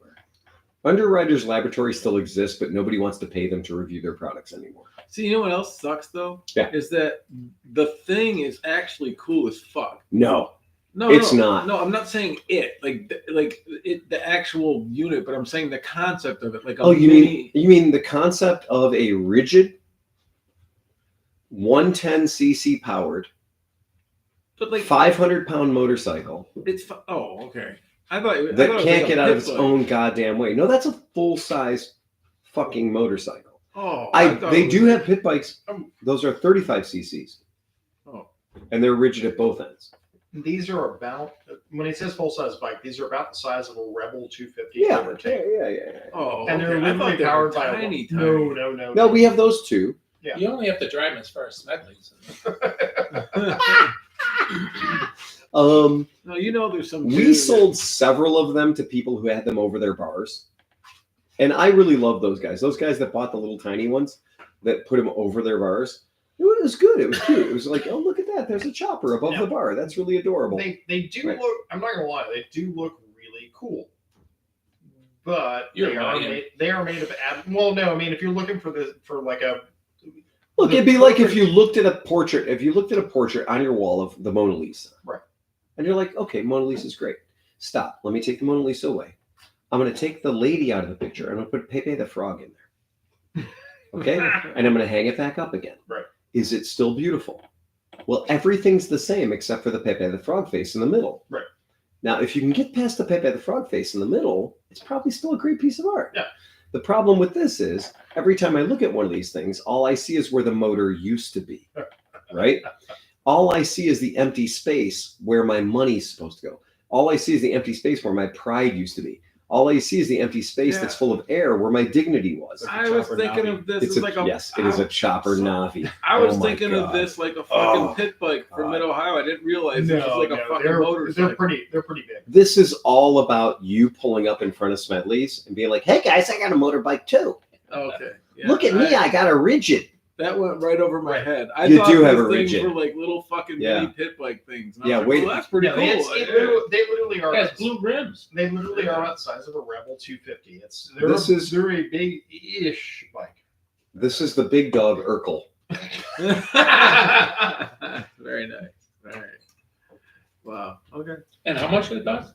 They were between $2,000 and $4,000. Yeah. Yeah. Exactly. Honda Monkey. Exactly. Money. Show up on a fucking Yeah. monkey. That's Dax money now. Fucking monkey. Just show up on your fucking monkey. That's all that's all you need to do. All right. Dax is our. Can anybody say supercharger? I can. Supercharger. Now, what if we made the supercharger its own goddamn motor? Now, the only way to power a supercharger is right off the crank. Oh my God, John, I think you'd be wrong. What? What? Wait, Honda. you're Honda. clearly mistaken, Well, what sir. are they doing? They're going to run it with hydraulics? No, they're going to run it with electricity. How much power is that going to take to run a supercharger? About How much 48 power does it volts. take to run a leaf blower? 21 gigawatts. So much power Wait, that, 21 gigawatts. that the bike will have to have 2 batteries. Not one, but 2 batteries. It's a good thing batteries are hard to find and unobtainium. Oh, wait, no, they're cheap and plentiful. So that would be really cool. Put an Oh electric my supercharger God. on inline 4-cylinder. I don't know why we haven't done that There before. should be plenty of room where that 4-cylinder should be. You're right. Nobody ever said, check out my new V3. Yeah. Unless you had the NSR 400 2-stroke. Okay, Fair fair enough, right? Years ago, I watched a video, not that many years ago, obviously. I watched a video of somebody feeding a motor using a leaf blower. You can't be making fun of this bike. This bike, literally, I got an erection. Literally. I was like, Literally. I did. I was in my, yeah. Literally. Too bad you didn't let your wife see it. All right. I'm The, saying, this chicken is side. amazing. This motor, oh my God, this motor's beautiful. So, years and years and years ago, I watched this silly little throwaway video of some guy going, here is a normal 200cc motor. And here's what happened when I use a leaf blower Oh, yeah. to force feed it air. Not nitrous, not ethanol, air. The shit we breathe. And he just literally just grabbed a leaf blower, and he just shot it into the intake. And that motor went plaid for like 17 and a half seconds. And then the piston evacuated and said, fuck off. I'm out. But for a while, it was pretty magical. Yeah. And that motor that normally runs at about 7,000 RPMs got up to something like 26,000 RPM, and no gas was added. Yeah. Just high pressure air, what we call induction, or non-normal aspiration, right? Honda said, superchargers that run on the crankshaft are so Mad Max. And instead they said, well, We sell leaf blowers too. Well, I wonder if they were like, okay, hey guys, should we make our own leaf blower or should we just fucking bolt a Ryobi to this thing? well, that's the thing is, I think the brushless motor technology has Yeah. gotten so good now It and has. so reliable, and the torque and the power is there because I guarantee you, from a lot of those vacuum cleaner companies, they're spinning like 150,000 RPMs on these little tiny fucking motors. It's insane. Wouldn't we all be happier if this said Kirby on the side and it was made in Cleveland? Yeah, that'd be kind of neat. I feel pretty good about it. Yeah. I'd be pretty cool if that turbo, aka supercharger, because it's happening before, if that supercharger said Kirby on the side and it was made in Cleveland, It run for 40 years. it would run for 40 years and you could use it to paint your car. But you know what's fucked up though? Right now, there's Yeah. some engineer from Wish. Yes. It's like, God damn it, we've been selling this thing for 4 fucking years. Bolt-on supercharger, Yeah. $35. $35. That's all you 12 need. volt ignition. Twelve- hookup. It Plug it literally right in. plugs into your cigarette outlet. No. You just have to take one like the unused fuse out, and it plugs right. Yes, into it just goes right into that. What kind of stator is this thing gonna have to have? I don't even know. Honestly, It it's says that it'll have an upgraded electrical system. yeah, it must. It'll have Right? all the Suzuki's not stator. making it. Yeah, right. Suzuki's. No. These are not. Yeah, hey, Yeah. just get the one off the Hayabusa. It'll be fine. Look No, at it won't. Look at the wings on Suzuki. They're really they're going with the new. Oh no, those are resistors. Did that comment come out Cool. from underneath the hat?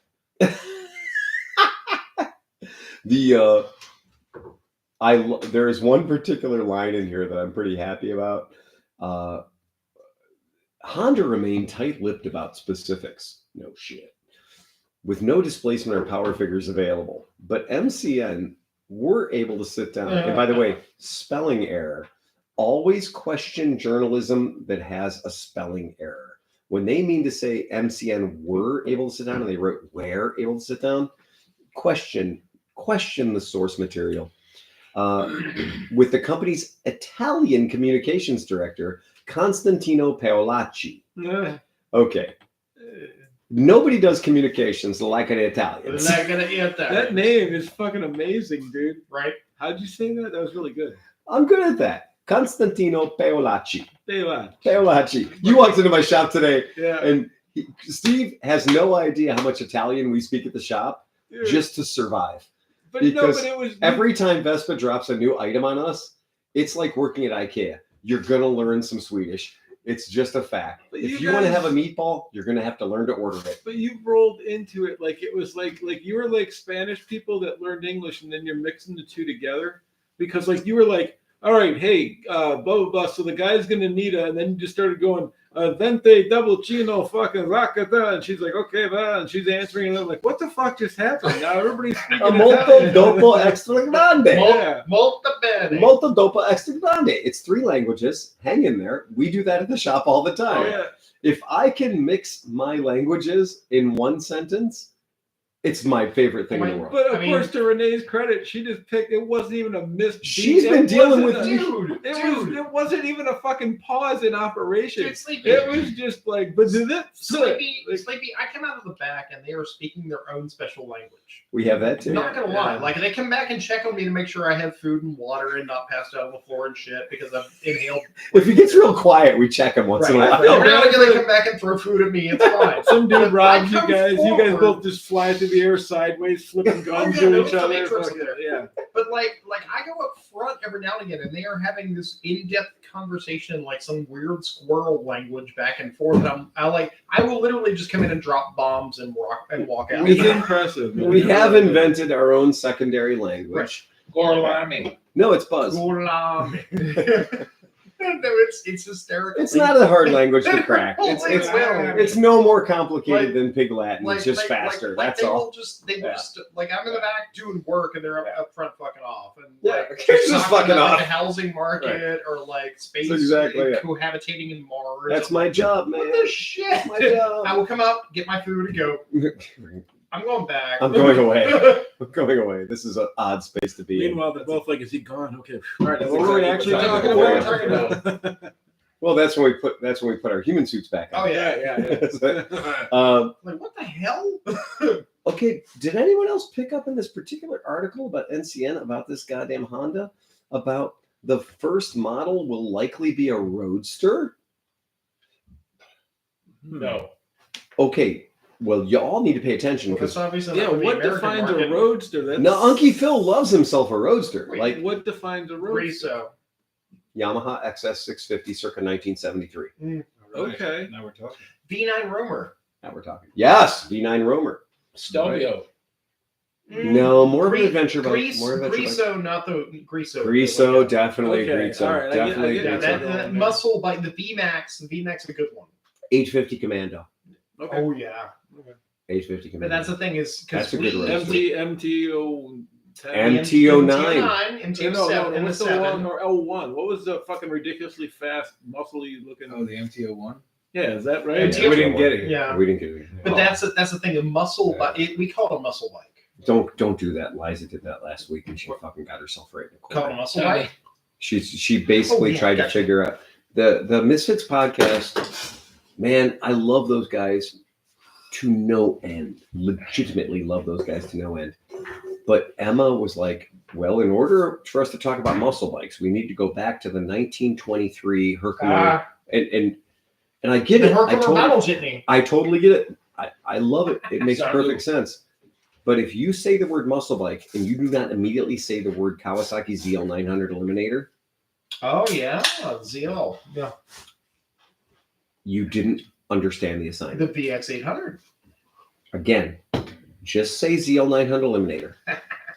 I know that's earlier, but I mean another one that just slaps you in the head is VMAX. Like, Well, so- yeah. That's where they ended up. They ended up Yeah. saying, they ended up being like, they spent 2 hours to say VMAX V-Rod. VMAX, V-Rod. right. Again, V-Rod.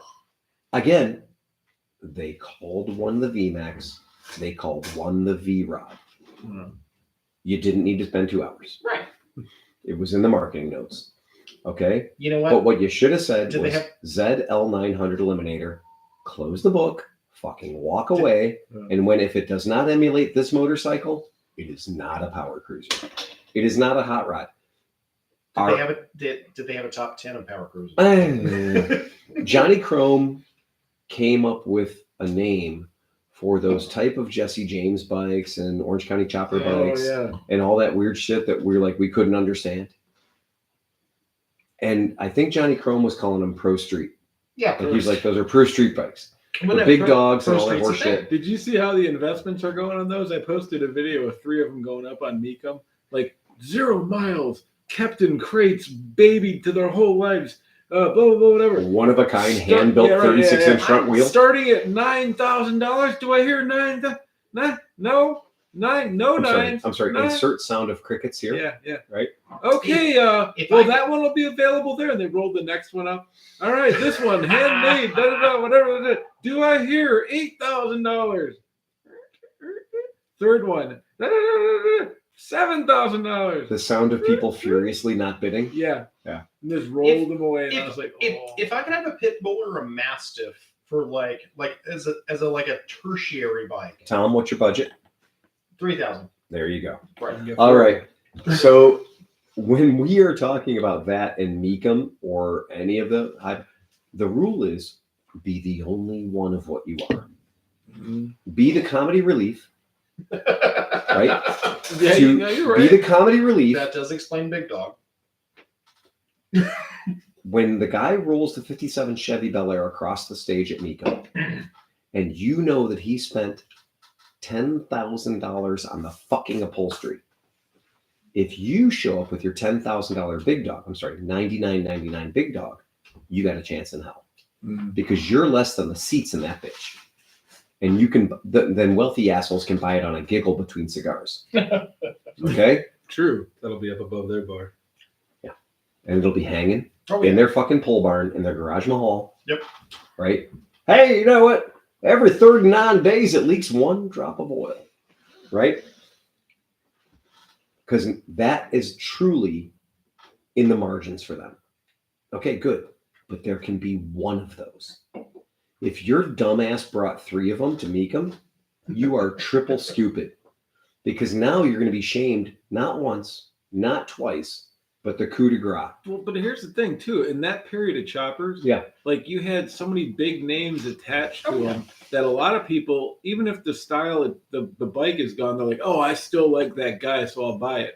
But these You know things what? My were like- dick really gets hard for the Carolina Siding Company West Coast chopper. That's my point. But like some of these, like just the general big dog, like Yeah. not even like oh, this one is attached to, like, well, you have to admit, like, somebody Do you that, know- like a 49ers bike, some dude probably like jerking himself off to be like, oh, I got the 49ers Yeah, bike, or you got whatever, the right? one. Yeah. Right. But I'm saying, like, if you just own like fucking like Yeah. you know that it used to be $29,000 yellow big dog, Oh no. that motherfucker's If you- got to be worth like $200 now. If you bought a Borgette, Oh, my ex-boss did from the fucking recording studio, Steve there Gay. you go. He had 2 of them I fuckers. wonder if there's anybody in the room right now who was the official service provider Oh, for yeah. Sucker Punch Sally. Oh, Oh, I forgot they existed. right. Yeah. And that's a name I haven't heard. in a I while, didn't but yeah. because I cashed those checks. Dude, all I know is that Borgette, it was the Python. It was 13 feet long. It was an $85,000 chopper, and he was scared to ride it, so he asked me to take it. So at the time, I was doing Rider for Life, so I had my fuck chopper shirt on, riding this fucking giant thing, right? And I was on 271 going down to Quaker Steak to get down to like bike night, you know? And I hit a fucking freeway expansion joint, and the thing flexed and like pancaked down. Yep. Because it had a front suspension, but it did not have the rear suspension. Also, no air ride. And It so, just had a 300 series back tire that you're Yeah. supposed to only inflate to 14 psi. okay, well, none of that was told. I was just riding. And so when it What are you uncompressed, fucking new here? yeah, well, I was on that. And when it uncompressed, all of a sudden my ass was 3.5 feet Yeah. above the seat. Yep. And I was like holding on to a dirt bike. Don't you basically. understand pneumatics? Dude, those Chris, what are tires? Hoops of air. Thank you, things. Chris. Yeah. Tom, have you been reading the comments? I haven't heard a comment in a very long time. The last one literally I believe is Tom forgot his mission. literally the last one is Dan, Literally. because we were it is Dan's commented? Dan Kroenke, who Okay. is Adams in Dan's seat, Sorry, Dan. asking whether or not Sleepy is a higher level mechanic. Oh yeah, he's a higher level every goddamn He thing. is higher. When he is- came into my he's shop today, higher. Meckelfresh would say he was higher than. Now Giraffe pussy. before that I had a stressful day. before that Freeway's Garage Who's did that? indeed ask Patreon question. Right. What's the opinion on the Royal Alloy 150 and 300 after a while has passed? Yes, How do they hold up? good. Tom, So, how do you feel about the coolant in the Royal Alloy 300? all right, we talked about this a couple of podcasts ago. Very simple. The- Make it quick. If you have a Royal Answer the man's Alloy, question. if you have a Royal Alloy 300, Yep. change the radiator fluid immediately. Yep. Coolant immediately, because that shit is like fucking Kool-Aid. It Mhm. will dye your shit blue. It is a knockoff GTS 300 motor, which we all know is bulletproof. It is a pattern Pattern build. licensed Yep. by Zhongshan, Yep. who does have the blessing of the Holy Offer, Yep. the Holy Vatican in Italy to produce the bike. Yep. And I will tell you that once Tom changed all the coolant to be the same flavor Oh, and gosh. exercised all the bubbles out of the system, Yep. Yep. that son of a bitch would not overheat at 85 miles per hour. I unfortunately, or fortunately, whichever Yeah. you're going to look at it, made a Royal Alloy 300 kind of bulletproof. I'm not gonna. tell Yeah, you. well, hold on there. I wasn't going to go that far. No, I'm like, but it literally took me kind of doing some extra work. I will say that Unky Phil with no helmet on ran that bitch down 480 at 84 plus indicated, and it was just I Yeah, but Perfect. do you remember the day you got the first one? Because I was helping you, and we worked, and you were like, you started it, and goes, oh, it runs, and then you burned off the back tire just to make sure that it was a solid fight. It was awesome. I was like, I'm gonna. Sleepy you knows believed in it. that no. I don't believe in anything until Right, you gave it the test. I give it the beans. You gotta give it the beans. We have to give it the beans. No, but nobody can ever say that you don't fucking like give it like you don't just tell like people say, oh yeah, give it to Phil, he'll do a burnout on the first thing. No, you really do a fucking burnout. A burnout, a wheelie. Yeah, That's John. John has been there way too many times. I'm like, hey John, we're gonna get this out of the box. Cool. You're gonna put a battery in it. Great. We're gonna put air in the tires. Great. All right. Wheelie show. Rock and roll. Rip it. I am. Sometimes we're sober. God, when is that? It's not often. Tuesday morning. Tuesday mornings.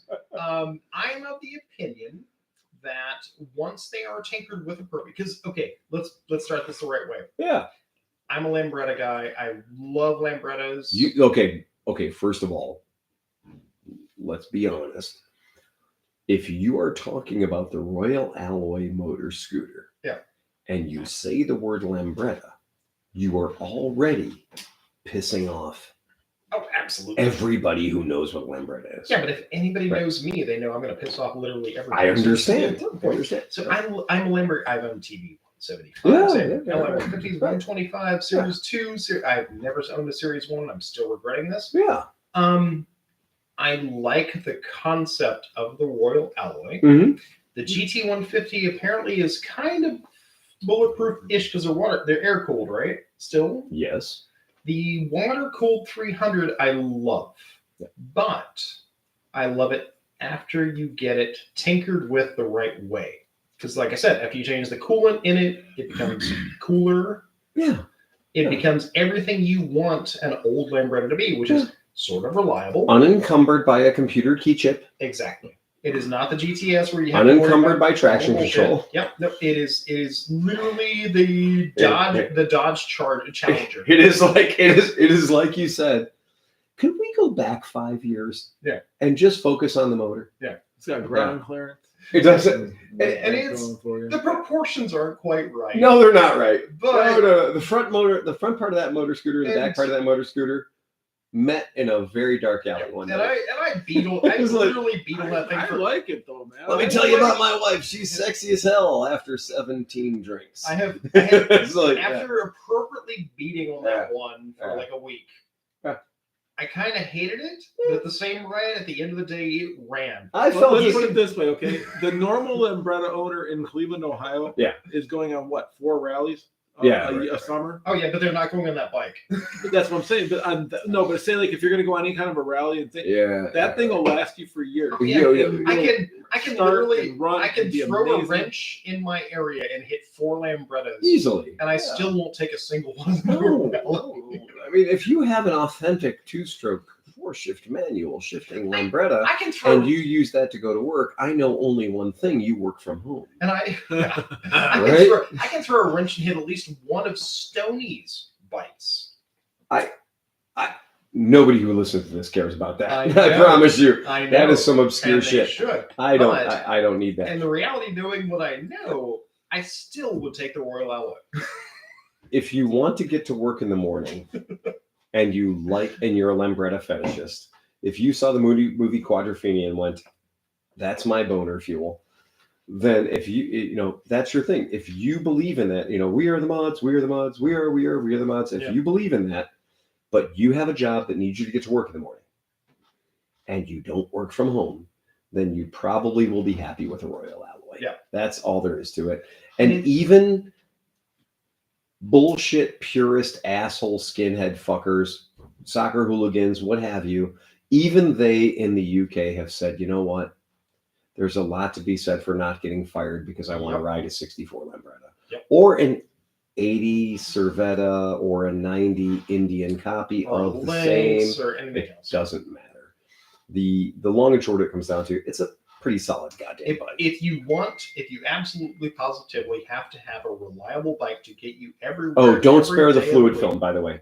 No. Don't spray the fluid film Oh no. because they treated that motherfucking bike like paint was priceless. Yep. So you absolutely have to. I've never seen less prep. I've never seen less prep. I've never seen less primer. I've never seen less actual paint on a bike. They painted that thing at a distance. Dude, I got this Scorpion helmet that's Yeah. fucking beautiful. It's Yeah. carbon, it weighs nothing, right? Yeah.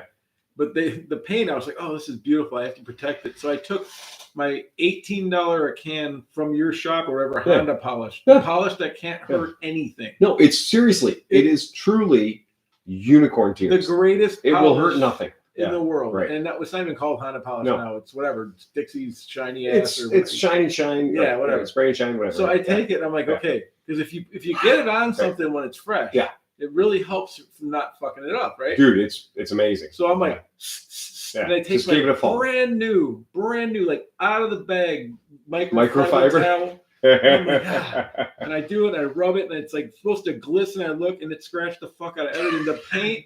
The paint on that helmet is less than 1 micron thin. I mean, Right. I can't even believe that it's a human ability to Again. paint that thin. You bought a carbon fiber helmet, Sleepy. I know, but Then still, you understand that weight is important. I And get paint it. is a heavy motherfucker. But touching it with the car with the microfiber Do you know why towel- American Airlines doesn't paint their planes? Wait.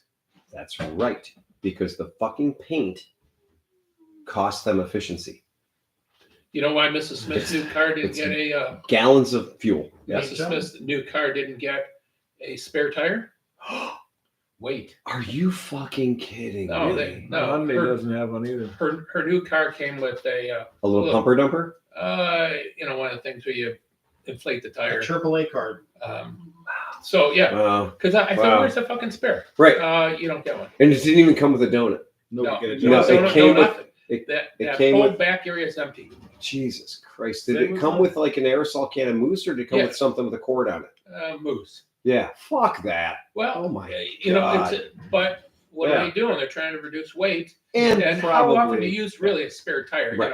Once every 5 years. in the modern market, I will completely agree that it's not often. So right. what I did was I grew a spare tire. No, it's a joke.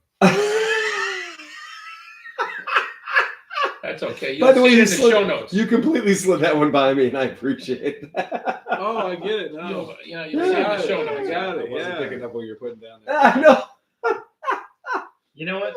I don't think I pay that. Spare on tire, Patreon. muffled top. Mama. He got a little thicker in the middle with a little age going on. But Totally. he wrapped all that eloquently into one little fucking line. By the way, It it was slid very right slick. in. And I appreciate the efficiency. You Yeah. just I gotta sit up really do. straighter in your seat. There. Yes, you do. That's just a little bit. Sometimes Smith's on top of you. Sometimes he just pass you, man. He's Um, I don't next hey, level. sleepy. Sleepy. Never say the words Smith's on top of you. Oh, get Hold your on, mind never out of the again. gutter. Settle down. Settle down. Hey, but I did want to say this, and for what it's worth, the Audi cars have already done this. Yeah. So the idea was that the Audi's got not one but two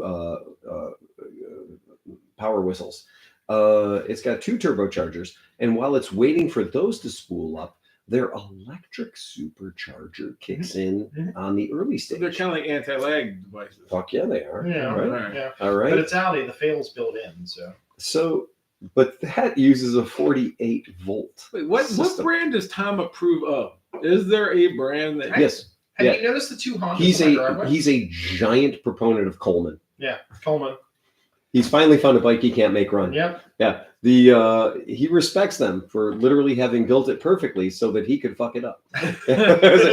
He could try to overthink that shit with 1 piston I really did. and 2 Oh valves. God, I went. It's way this deep. close to being a 2-stroke. Yeah. Oh, It is yeah. literally this close to Yeah. being a 2-stroke. Like I. I'm And like, and he was like, "No, fuck you, Phil, buying one out of the box for $650. I'm gonna buy a broken one and never ride it. yeah. I'll show you. I'll show you a thing or two." The problem is Every time he goes near my bikes, I'm like, step away from the bikes. Those both run perfectly. Every Step couple away. months, I go past mine. I go, I should throw more money at that. I It think is- it's It's like a 1-cylinder it's like a fucking two- side it's like valve. a 240 dude, like with the CVT, with Yeah. with the big clutch. I'm like, I mean, hold on. Hey, Sleepy, can you remember the time that either one of my Colemans didn't start? yeah. No, I can't either. Hold on. Can you remember any time that somebody had to walk my Colemans back because it wasn't running? No. And you know what? I've only put one tank of gas Yeah. in each of those. Do you remember a guy that put a whole shit ton of fucking money into a mini bike that he bought originally for a really exorbitant price and then made it do all kinds of things and raced it? And now it's gone It's gone. because that motherfucker was about to explode at any moment. So he's doing all the shit that's Right. just going to make it last for like 7 minutes. Yeah. You're going to go really fast on it for 7 minutes. Do you know what the best thing about a Coleman is when it comes out of the box? Everything. Yeah, you're done. It's everything. It is idiot proof. But yours even has the fun wheels, right? Which one? Oh yeah, no, You have the his torque are converters, right? I have one of each. Yeah. It doesn't matter. Okay. The correct number of $600 disposable bikes is 2. But with Why? the torque converter, them fuckers can get up to some speed, though. That's what I'm No, talking about. I don't care. No, If it is problem- exactly 1 fuck faster than walking, right. that's all that No, matters. Sleepy, the problem is I started reading stuff and I went, oh, I could do that. And the problem is I went, oh, I could do that. And the problem is, oh, I could do that. And now I'm like, now I'm really, really busy and I can't do all that. Well, you're a couple of weeks from being really cold. No.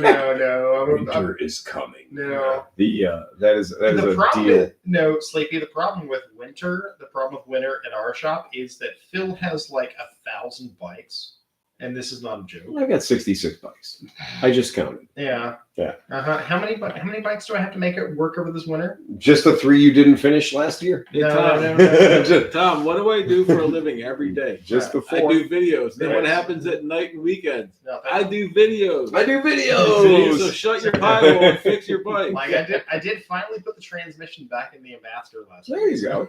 Hey, so I did want to say this just because we were talking about motorcycles before we decided to just attack people.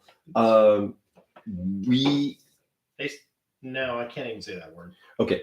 Are you monitoring the chat? Yeah, I look. You at don't it. look like you're monitoring the I chat. am, but All right. honestly, Dan is the last one that's commented. So either my chat has frozen, or people. I'm are not- seeing all kinds of stuff about People- here. It's like, what does a container of shitbox scooters cost No, now? I've There's a seen spec that. racing class. Like I'm You down- saw that, but I didn't hear that. Well, yeah, but we're not. So if doing- you saw that, but I didn't hear do that, you want the entire Kawasaki conversation? yeah, too? I want the Yeah, feed. people want to know if they can get CF Moto parts. And somebody who works for CF Moto said, well, okay, it's an entire conversation.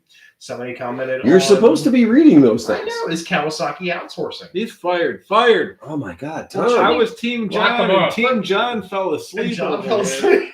I fucking can't do anything now with Team That's John. why we gave the job to Tom. But like the Yeah. last comment literally was Dan. And I'm like, okay, cool. Is it anybody else No, commenting? I got Or they it. all- I think everybody died. No, nobody died. I keep seeing the thing moving up, and every time it moves up I'm and not you don't getting- say something, I'm not I get getting- weird. I'm not getting Are you going to make me movement. do this job too? I'm not getting movement. You're not getting movement. I'm not I've got getting freeways load garage this. things. So the Royal LA150 at least has linked brakes, and when I That's- pull the rear, it applies 2 pistons on the front Oh, beautiful. versus 1 from the front brake. I got used to it. Is it common or mine missed or didn't not? update. No, actually, the Royal LA300 doesn't do that. The Royal LA300 has the traditional. Hey. What? Aaron says something important. Drink every time y'all chastise me. I'll get to Look, there is things going on. I just pulled Adam up. jumped in on that shit fast. There's Right? all kinds of fucking. I'm No, telling you, yeah. Tom, get with the program. Mine was not updating. Tom, you had one job. And I fucked at it. Well, then you can sit over here and read this shit. It's I updating know. constantly. Oh my I must god, say. there's a whole fucking. Every time I thread. see that thing go and you don't Yeah, talk, I know. look, ZL900A is what we're talking about. There's ZL900A? sale. Yeah, Joshua Clark Yeah. is that there's an 85 ZL900A. Oh, tell me more about the ZL900A. He says they're talking about there's one for sale down the road from it. It's a Joshua Clark. If you Okay. could call in on the bat phone and tell Phil where this thing is, he wants to buy it. Okay. Oh, well, I will give you Calm just. down there. I'll give Tom. you 90 seconds about the ZL900 Eliminator. I wanted one so hard, and they made, for a moment, they made a ZL1000 Eliminator. Oh, yeah. I remember the ZL1000. Shaft drive Yeah. and a nice round number, like a 1000, right? Dude, shaft drives are fucking. That's why I love my GS 850. Yeah, Well, not just one, yeah. but the shaft drives are dope, man. People can say Yeah. what they want about them. It's Yeah. smooth. I like how the guy was like, well, you know, you got shaft drive there. You can't do like, you can't do burnouts. Says who? I'm fucking sorry. Me and my Moto Guzzi say you're wrong. What the fuck, man?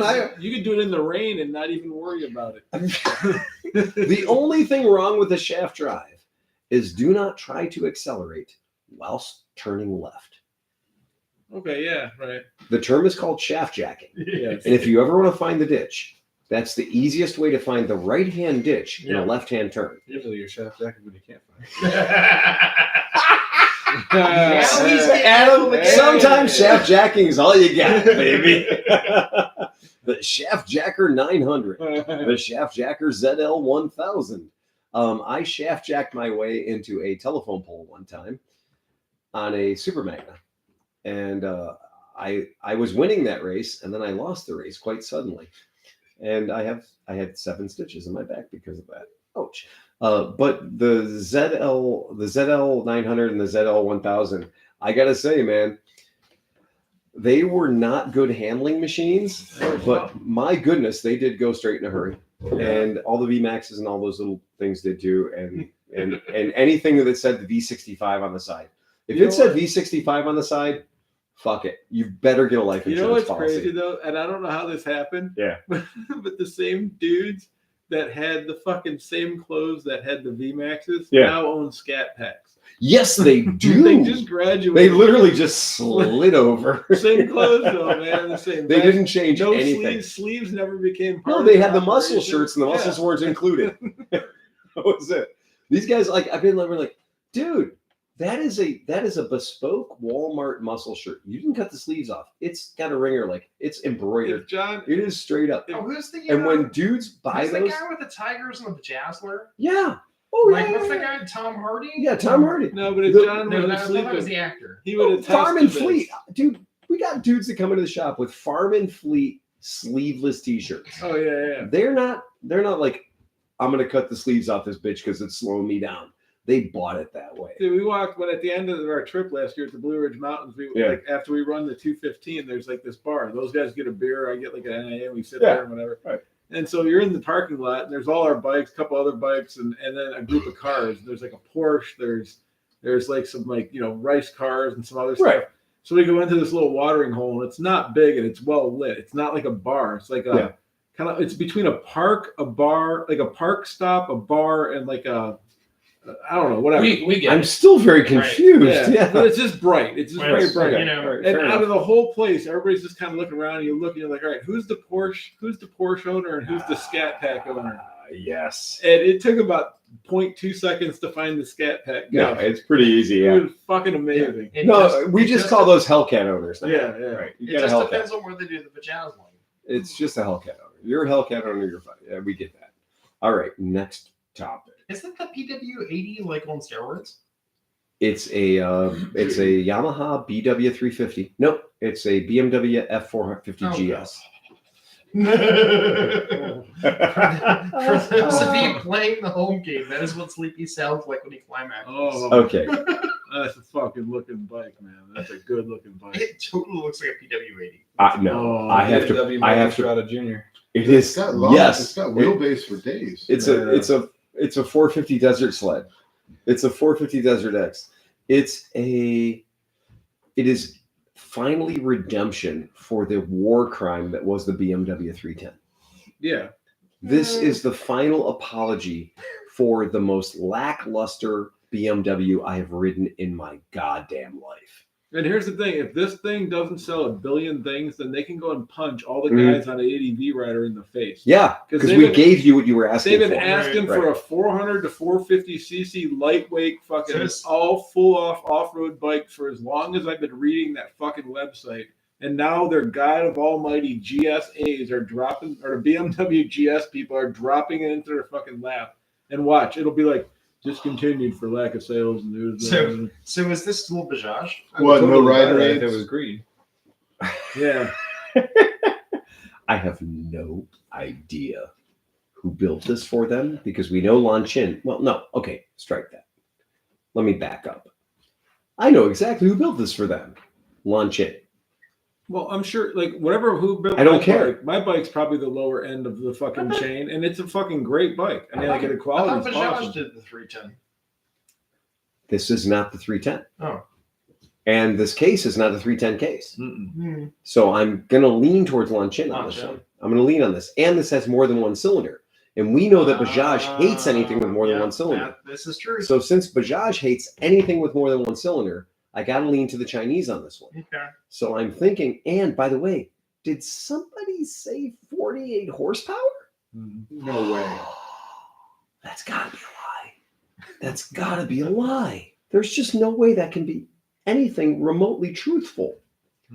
I now have a problem because I kind of want to own this despite its extremely fucking stupid headlight. Where is the headlight?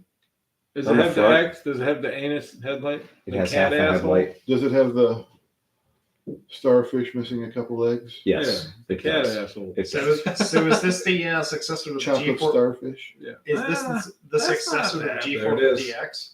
It is. The wide chocolate store. I think it is. I think this is. I still- think this is the successor to the cross country. I still have a real soft spot for the G450. But imagine if the G450 had 16 more horsepower Yeah. and weighed 60 pounds less. I'm gonna wait till you buy one, and then I'm gonna ride it. So we have to wait till one of my customers buys one. Correct. And then we get to buy Correct. one. And then we get to ride it. Yeah. I actually like this. I do too. Yeah. I like this. Well, you know, and considering, small displacement BMW, so I like. but I they've also love been fairly small decently ones. priced. Did too. you The read the- 310s were not ridiculous. Did you for a read the BMW. quotes? Here's the No. quote. Here's the quote that's going to piss off Tom. Yeah. Where the smaller GS310 GS, I'm sorry, while the smaller G310 GS is built in partnership with an Indian company, TVS, current owners of Norton TVS. Motorcycles. That is a dig right there. By the way, in case you weren't sure, if the British could throw shade, they just throw shade Oh yeah. very fucking Britishly. You know what? You know what I find funny? TVS, because wasn't that LML? TVS became, for a moment, but TVS was the car company. Right. Exactly. And the bullet train company. It's Right. right. Current owners of Norton Motorcycles. The new 450 has been developed in-house using lightweight materials such as magnesium lead. What? What? No. It's got to be developed in-house using materials such as magnesium Magnesium. hyphen lead or lead by Lead. project manager Sepp Machler. Okay. Okay. So what they've done is they've done everything except tell you who builds the bitch. They said it's developed in-house using lightweight materials such as magnesium. I don't care that you used unicorn farts when you made the fucking thing. Tell me where you made it. And they're not. Mm-hmm. They're not. Right. But here's what they are telling you. It ain't TVS, No. which means it ain't Bajaj. So to answer Tom's question, as we suspected, Bajaj is good for one cylinder. India is good for one cylinder. If you want more than one cylinder and you want it cheap, you're going to be visiting China. Who's making KTM? CF Moto. TMO. You don't know. These guys have loved Longchin. Okay. Yeah. Because These guys have a reputation using Longchin. Yeah, your 800 is Longchin. Yes, it is. Yeah, the 800 is Longchin. Mine Yeah, for is sure. a 900. Thank you very much. Okay. Probably also still Your 900. Longchin. I don't give a Look, we fuck. love it. We think it's great. I don't give a fuck. Sleepy, your 1000 you didn't buy is Longchin. No, the 1000 is 4 cylinders. Silly?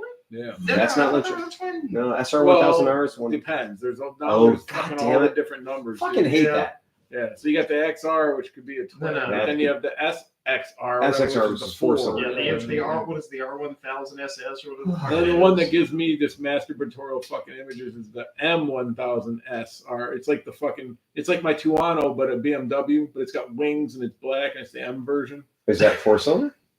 Yeah, and it's like 226 horsepower. Oh, I have to have it. We know I'm that's already not making Chinese. decisions. Yeah, I like that. My That one- spleen has proved to be That lucrative. one might still be Eastern European. Yeah, I think you're right. I think you're absolutely right. But It's sexy. to Sleepy's credit, Just me? no, fuck it. I agree with Sleepy. The F450 GS Yeah. is boner fuel. Oh, Yeah. And as much as our friend Dave Nolan has, an off-road, low production BMW off-road motorcycle, Must be H2, right? Or the whatever HP, HP. yeah. HP. which this really kind of looks like it, but I like think it looks shrunk better. it down. Yeah. Yeah. I think it looks more proportionate. I think it looks better put together. Okay. Yeah. Because let's face facts. There- Really, at this point, every motorcycle manufacturer under 1,000 cc is the best way to say it, because that's kind of. I think you're right. point. Yeah, I think that's the Literally, deal. it just comes down to what plastics and forks do you want on your launch-in motor. And not only that, but like another $1,000 added to the price, they put the stripies on the wheels Right, right there and put them down. Because at this point, so I'm gonna say something. Hold on. I'm gonna say something. If it's Yamaha or Honda, we'll put gold rims on it for an extra 12 exactly. Honda. I'm gonna say something. Ducati started this shit. Dodge picked it up, so Dodge started fucking striping out some of their fucking rims. The dude who sold you your fucking Pacifica fucking got into It's a striping Previa, out. Dick. Previa, okay. It's a Previa, but it's got so many fucking Adidas stickers on it. Oh, Renee or no. Merritt calls it the tennis shoe. Well, Merritt's like, "Are you taking the tennis shoe to work this morning?" Like, what the fuck are you talking The about? hysterical thing is, like, if you roll that thing in, you have what, 4 Previas now? 3 or 4? I don't know. They're all I'm sorry, the Estima. it's It does- inventory. I think I've got 2 supercharged Previas. I've got the one I just got, Right? Yeah. and I think there might be another. Yeah. There might be another Estima. The Estimas are narrow, You so the really Estimas are have- narrow and the Previas are wide. You really have a thing for this van. Oh no! I will not hide that. I No, have a very. This is your fetish. It's not a fetish. It's a Kink. fucking religion, It's a kink. dude. Okay, I can haul 6 to 8 people Right.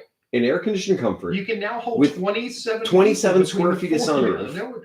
Oh no, I love the new one with the full glass. all roof. glass. Oh yeah, no, Okay. it is the Oldsmobile Delta 88. And I can do freaking all vans. that with a sideways 4-cylinder Toyota motor that hides in the middle, but nobody can figure out where the motor is. Right? Oh, they're great. Yeah, They're change like, the oil. It's amazing. Just gotta take out the passenger But seat. the reality is, I walk out and there's like 7 of these in the front yard, and I'm like, Oh, the real problem is my hearse count has gotten out that's of control. true. You're hurt. What do you do? 4 now? I got 4 hearses. The only good news is I only have one ornate. How hearse, long so is that that's new one you bought?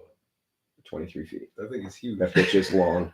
Dude, I drive some long shit. That is like And a that is 40 some buck- long Like- shit. like- I keep waiting for there to be a dude at the very back of it with an extra steering wheel When we kind of to hook me around corners. Yeah, and shit, you're right. Don't go kind downtown of- Cleveland with that thing. It's fun. We kind of need to get Intercom. rid of the building you're in now and buy like one with lifts Yeah. and stuff in it, like The so one that across the street, they used to be fucking whatever. the Ford dealer, yeah. Because when I'm like, Hey, well, let's just let this economy get proper fucked for a little while, and I'm sure I can slide right into that There you old go. Ford 'Cause- dealership. Because I'm Yeah. like, well, I'm getting a little bit bored in the back, and I'm waiting on parts, and you're like, well, I need somebody to work on my Mercedes hearse. I'm like, well, I guess I'm your guy. Sorry. All right, so with this thing, with the BMW Yeah. here, since the GS 310 had like 13 versions, so you Yeah. had like the ADV version. And Oh, yeah. Are they gonna do this up so you have like a roadish version? and then It is BMW. They love to. Are they, have is this models. just straight fucking off road? There are 31 different variants of the R9T, Right, right. Right. including our favorite, And the R9 Turbine, Yeah. which is the R9T Urban. Which how they didn't see that coming is beyond me. And the weird thing Same is, with J. Anus. Well, the R9S Eek or the R9 Seek, depending on how you are. You could have a turbine or you can have a Seek. German Seek, It's fine. they come with a knife. What was It does the come one- with what was a the one knife. from last week? It was the Twinsy or the something SE, the Twixie, I the don't remember. Well, it's like the Rusty C or it's like the Harley FLART. Yes. Yeah. Flirt. Flirt. Yeah. Well, more importantly, the Harley D-Bag, D-bag. which is the other one. Hey, I didn't name it. It wasn't my job. Oh, yeah. The okay, back to shit that's happening and that we should probably be aware of. Apparently, it is impossible to sell a full-priced, full-sized electric motorcycle. Yeah. Mm, yeah, probably so. So, Yeah. about 2 years late to the memo, Yep. Zero and Livewire both had a come to Jesus moment at the exact same time, and they both said, "Hey, China, could you help us unfuck this pig?" And they did. And so the solution was to offer a new motorcycle that costs half as much money, or in Zero's case, a third as much money. And they did. And they did come out with, in fact, a super cheap-ish motorcycle. So Zero's answer was to apparently, and I'm not 100% sure about this, but I'm pretty sure Zero just straight up ripped off Suron, because the Suron Light B motorcycle, which looks like it looks at $4,400. I'm gonna just throw this up here so our folks at home can appreciate this. Oh, yeah. All right, so we know what that is. So when I pull this up for the folks at home, and we just take a quickie look at this thing, I'm going to tell you the first thing that I'm going to tell you about this particular motorcycle is it's not a fucking motorcycle because it doesn't have a title. Yeah. And it's not street fucking legal. Yeah. Oh. So It looks like you come with an annoying helmet and a kid. You know, Fucking annoying. For a helmet and an annoying kid. the real big problem with this Chiron Light B is the fact that it does not have pedals. Because if it did, it would literally be a moped.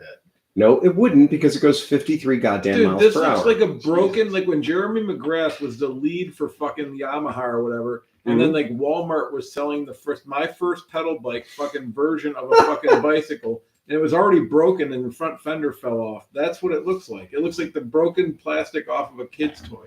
If you're a fellow who likes mountain bikes, this is called a jumper. Right. Yeah, it's Okay. terrible.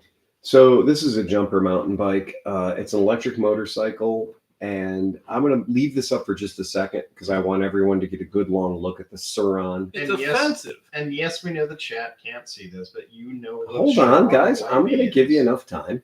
It's offensive. Hang on, little baby birds. It's a Suron, SUR-RON, Yep. Light B, or Suron X. They gave up on the Light B name. It was too Asian. All right. So here we have the Suron X. And the Suron X is available in the United States, delivered to your house for $4,400. Fair enough. Okay, good. Suck that up real good. I want you to understand and really get a look at that bike and remember what it looks like. Oh, Aaron says drink. Drink. Why did we chastise Tom? Yeah, y'all chastise me. What did I chastise you for?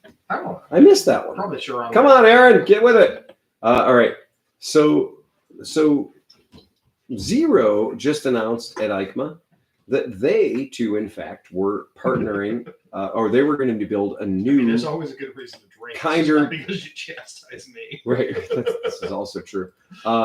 That Zero was going to show up, and Zero was going to do a kinder, gentler, less expensive bicycle or motorcycle. I don't know. It's tough because they can't be titled. With no pedals. They're not street legal. But with no pedals, it's not really a Right. moped or a bicycle. Exactly. So when we look at the Zero version of the exact same bike, It even looks more mountain bikey. Well, because if so they're selling two versions, the XE and the XB. those of us who remember Zero from back in the early days, Yeah. they were mountain bikes with electric motors. They They're essentially- actually really cool. Like, I'm not gonna lie, I Hey. should have bought ADs. It was just meant to be a motorcycle you ride in your backyard and police wouldn't get called, Yeah. right? And then That's Zero really what it was. decided they wanted to become a real boy, Right. and created real motorcycles, and then they got really overcomplicated. And so the Zero electric motorcycles XB, one, kind of weird, but did I tell you the Suron cost $4,400? Yes. Yeah. I did. Did I tell you that the Zero cost $4,200? Interesting. Huh. That's weird. Yeah. That they're that close. Yeah.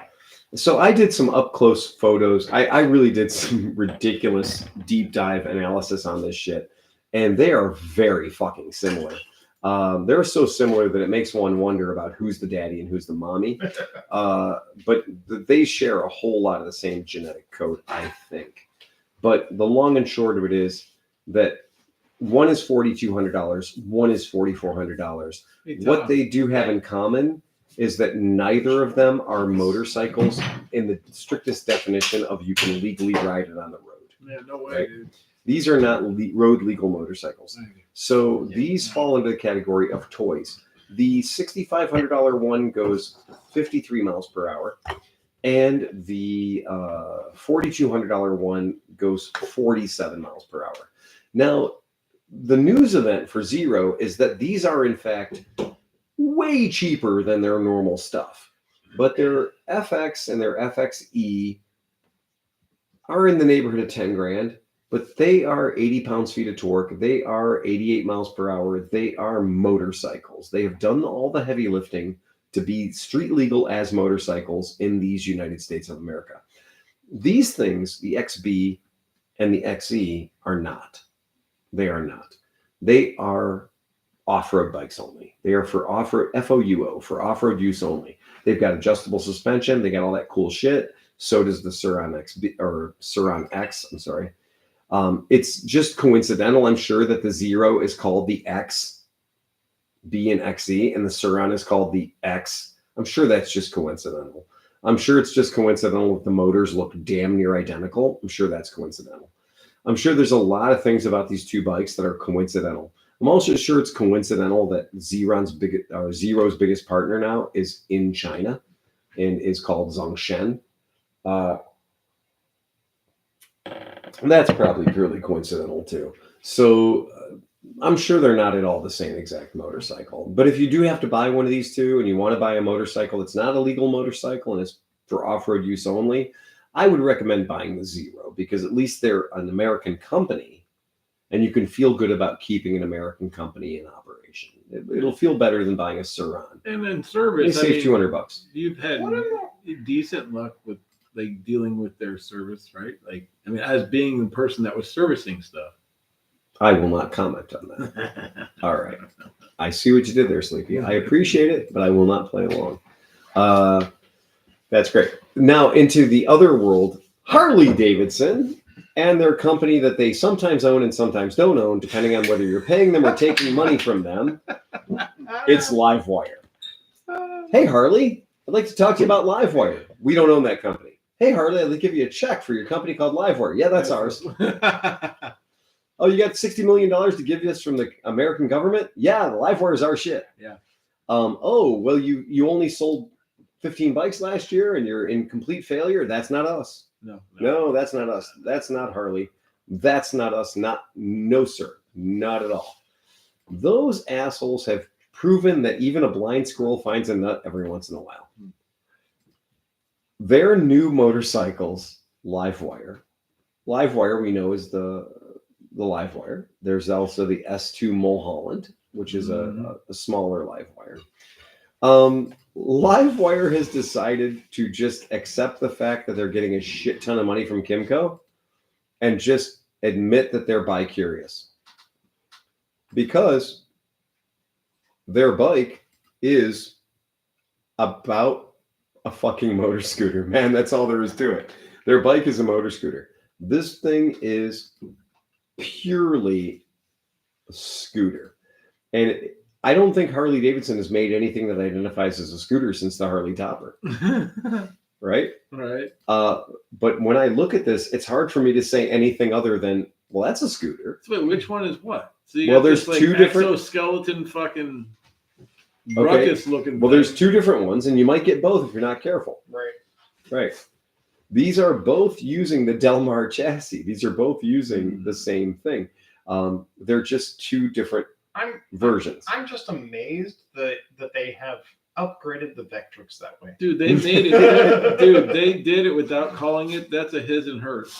That is a his and hers. If you're Yeah, a Harley right. guy and you fucking finally have your RV, Yeah. and they're like, well, live wires are dumb, but we can put it on the RV. Oh, look, honey, they make one for you, and then they got a rough one for me. You cannot convince me that's not a Vectrix. That is a Judge Dredd transportation system. Yeah, is yeah. all that is. There is no excuse for that vehicle other than just, well, okay, let's just get curvy. It looks like the earbuds fell out of it. It looks like the earbuds. And then the other version is the Honda Big Dog, or whatever that damn thing, Bulldog. The Honda Bulldog that we saw 15 years ago, that we were like, oh yeah, 250cc Honda, what do they call that thing, a Big Ruckus? Big Ruckus. But it was a Bulldog, and it was this. And it was this, but it had a gas motor. This has an electric motor. And I got to say, I don't hate it. It's not terrible. I don't know. I like this. I like that right look, there. Yeah. That right there. Okay. All right. Look at it. It has little pannier holders. It does. Oh, it's It all does. ADV'd out. Oh, it's designed to be Oh, a silent ADV. Oh, yeah. It has got BMW 350 wheels, Yeah, it does. right? It's got all the chunkies. It's got every bit of chunkies. They've managed to put a tire on there that will be completely useless in the mud. Yeah. I've never Sure. seen a tire. I can hear that tire getting stuck right now.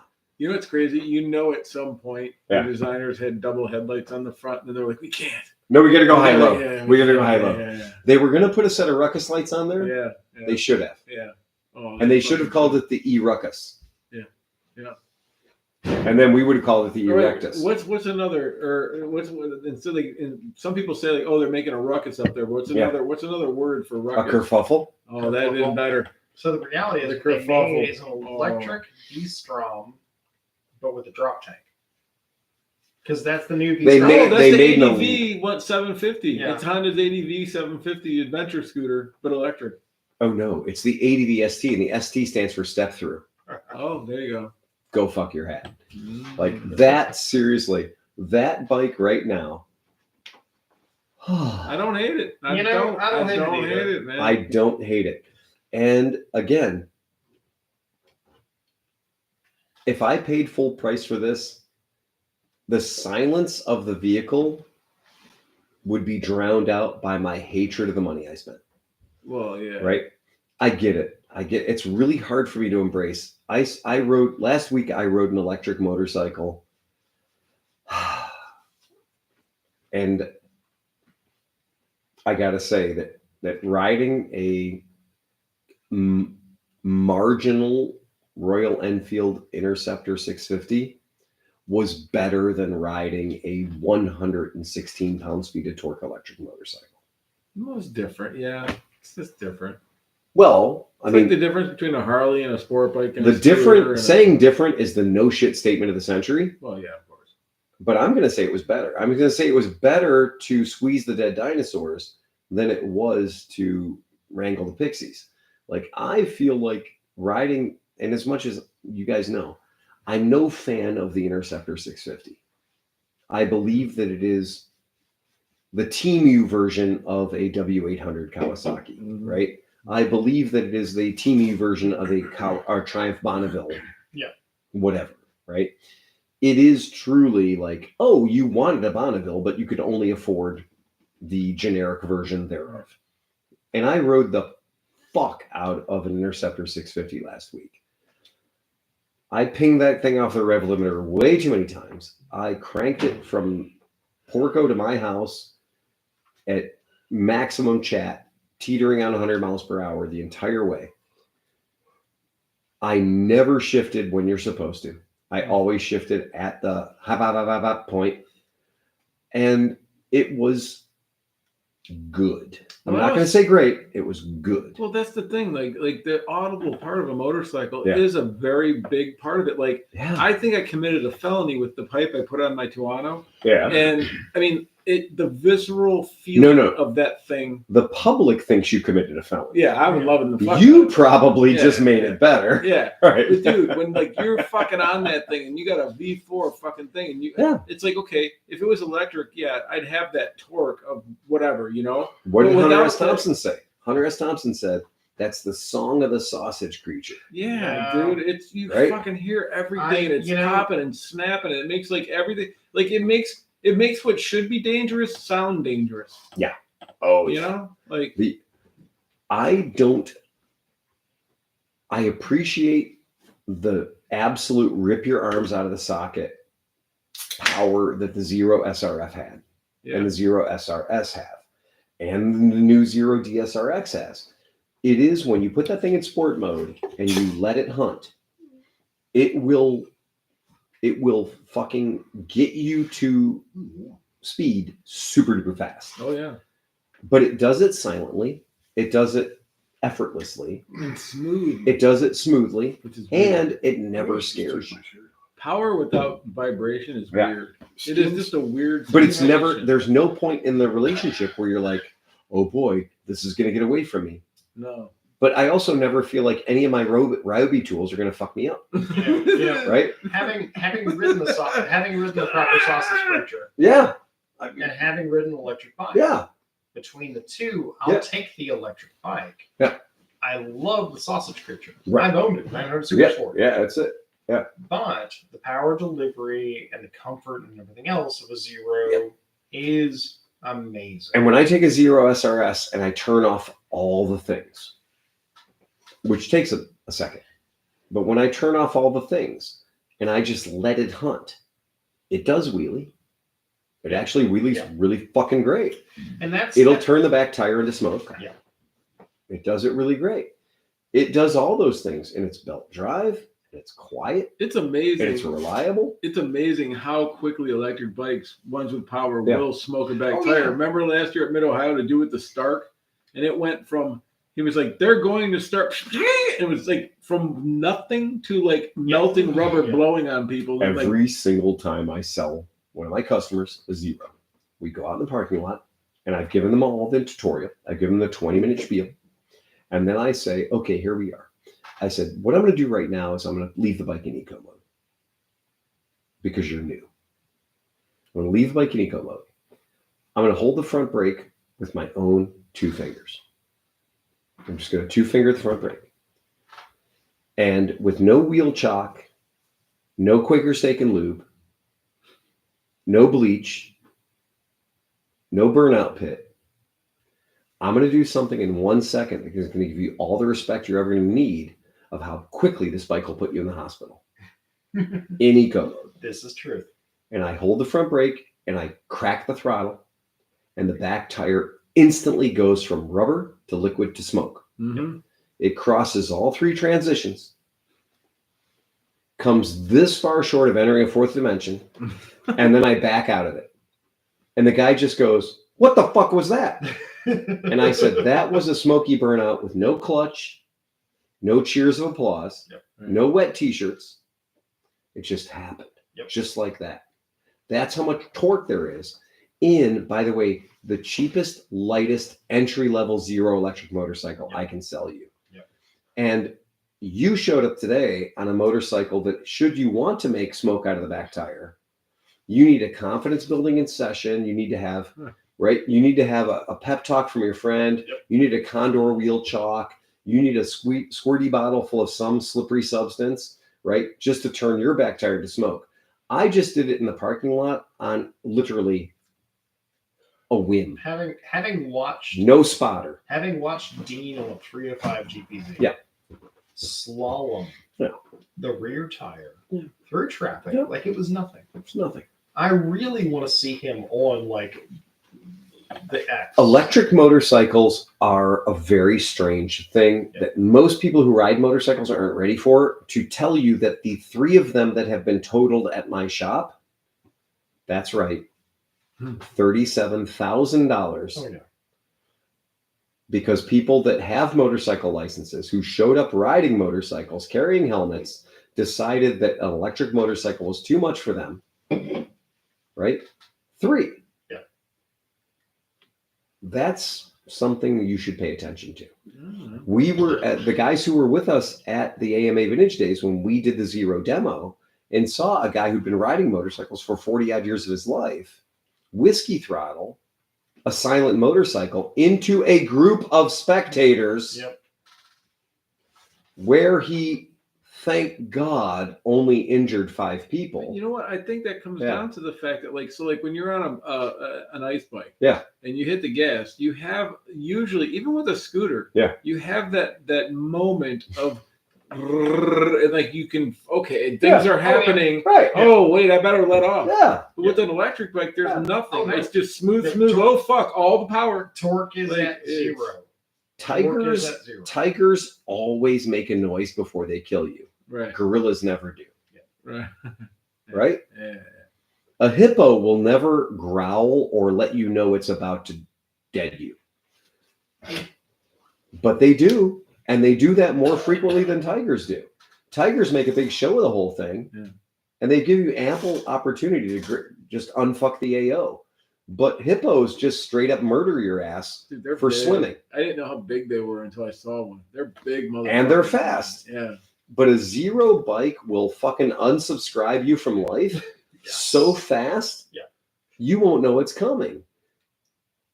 Meanwhile, a gasoline-powered motorcycle, from the time you make a bad decision till the tire starts getting weird, is like enough time to get out of the deal.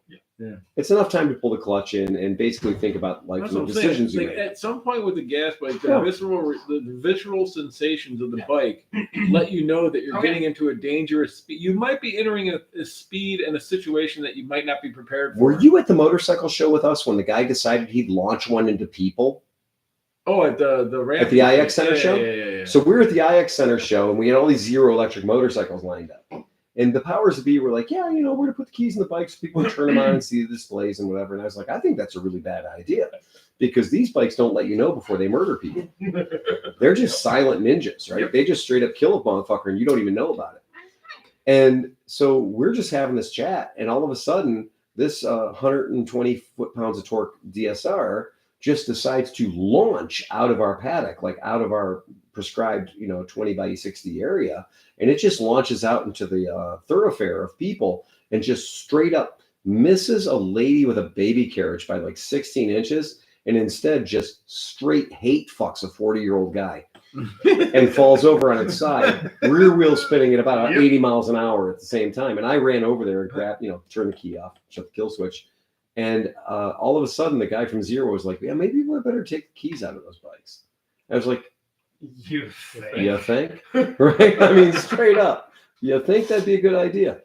And the weird thing was, like, the motorcycle show. Oh, yeah. The ambient noise level in that place is about 96 decibels. Yeah. Just ambient, just being there. Because every time we tried to record anything there, it was always It's awful. Fuck, man. It's awful. It's just awful. Like, you turn the mic on, the mic's already fucking pinning. But when that Zero just jumped out and tried to kill somebody, right? The like Zero's like, I just don't like his shirt. He's got to be fucked. And we were all very surprised. We were all a bit gobsmacked. But that's what a Zero is. That's what electric motorcycles are. Electric motorcycles are literally a weapon that is armed with one in the chamber. Don't point at anything you don't wish to destroy. Meanwhile, a regular motorcycle, like, you take Sleepy's Aprilia, is a shit hot, terrifying motorcycle, but he's got a clutch, he's got a kill switch, he's got all kinds of things, including an auditory notification system that alerts the neighborhood when something bad is about to happen. It's funny. I've owned a lot of fucking bikes over the years, a lot of high-powered bikes, all this shit. But the fucking reputation of that bike preceded it so much that it took me like about a month and a half, 2 months of riding it to get used to it enough that I wasn't scared to go out and ride it. Like, I'd have to like build that. I'd be like, okay, today a day for the Toronto. I think, and then I'd be out there just like riding it normally, not in the twisties. Right. And I'm like, well, it is just a motorcycle. Look at that. And then I'd get back all confident, and then 2 days later, I'd forget that it was just a normal bike, and I'd still be like, oh, I'm going to take it tomorrow. I'll probably take the BMW. That one's a little scary to take out. So because the Toronto should have a knob on the top that says groceries. Yeah. Yes. Well, it does. Yeah, you have the mode. It If you have it in rain mode, that's like you probably go to the track on Right. it. And then if you have it on race mode, that's just like, holy fuck. No, you're not good enough. It's Yeah, murder. no. That's again, that checks to see if your name's on the side of somebody else's truck. Right. Yeah. Hey, Phil, Yeah. hang on a second. All right. So Joshua Clark All right. says, so in older podcasts when you were still a dealer, All right. for Zero, Yeah. the conversational electric seemed Yeah, much yeah. more positive, and now it seems a little bit negative in general. Yes, that's exactly right. If And- you're a listener, you'll understand that we had a bit of a change of heart with Zero. Yeah. This is all public. I'll be And happy to it's- tell and it- anybody. Yeah, and this is the thing. And then another Zimbo 1212. But the thing is, I found the Zero DSR extremely. Let's see here. I can't read the whole thing. Mhm. Go ahead. Easy to ride. Nothing feels better aggressively exiting a corner than in an electric bike. He's right. Yep. Because electric is the linear curve on electric is straight. Like It is a light get- switch. You get That's exactly. literally the definition of linear. And it's then not- the curve is the opposite of linear. There's no linear curve. it is not dude. a light switch. It's not on off. Right. It literally. That's expo, so you can set the X position, but Yeah. linear means straight. Curve means not straight. So a 'Cause you linear get- curve is fucking. I think you've created infinite energy because it just cancels itself out into a fucking loop. What's the knob? Dude, once in a while, It's a they'll rheostat, bump together. dude. It's a and it rheostat. makes sense. It's a fucking rheostat. It's a rheostat. It's a Don't go off switch. potentiometer. Potentiometer. Like, I mean, we have the words. Let's use them. Yeah. Science is great. The point with electricity is this: that the motor wants to do one thing, and that is to turn super fast right now. Then you have a series of computers involved that are there to help keep you alive. Right. If any of those computers fail, you will no longer be alive. But there are other computers behind those computers to say that if those computers fail, we're not going to let the bike do any bike shit. That's how it works. That's fair. And there's nothing wrong with that. The downside is when the people that make the motorcycle go, hey, are you aware that we can use the information about our clients to generate these things called money? Yeah. If we share them with other people, like where the people are going and what they're doing and what kind of trips they're taking and all that information about Well, can you our imagine clients. Can you imagine how valuable that'd be? Can Like, you imagine what stops how motorcycle? valuable that would be? Dude, where are motorcyclists stopping for snacks? How do we promote to these fucking guys? Right. How many miles a Well, day are our I am motorcyclists now riding? getting an ad for Google Pixel Watch 3. Speaking of which. Well, yeah. Well, And if you say much 0 3 better more than times, the you're going to need shoes. ads for zeros. Yeah.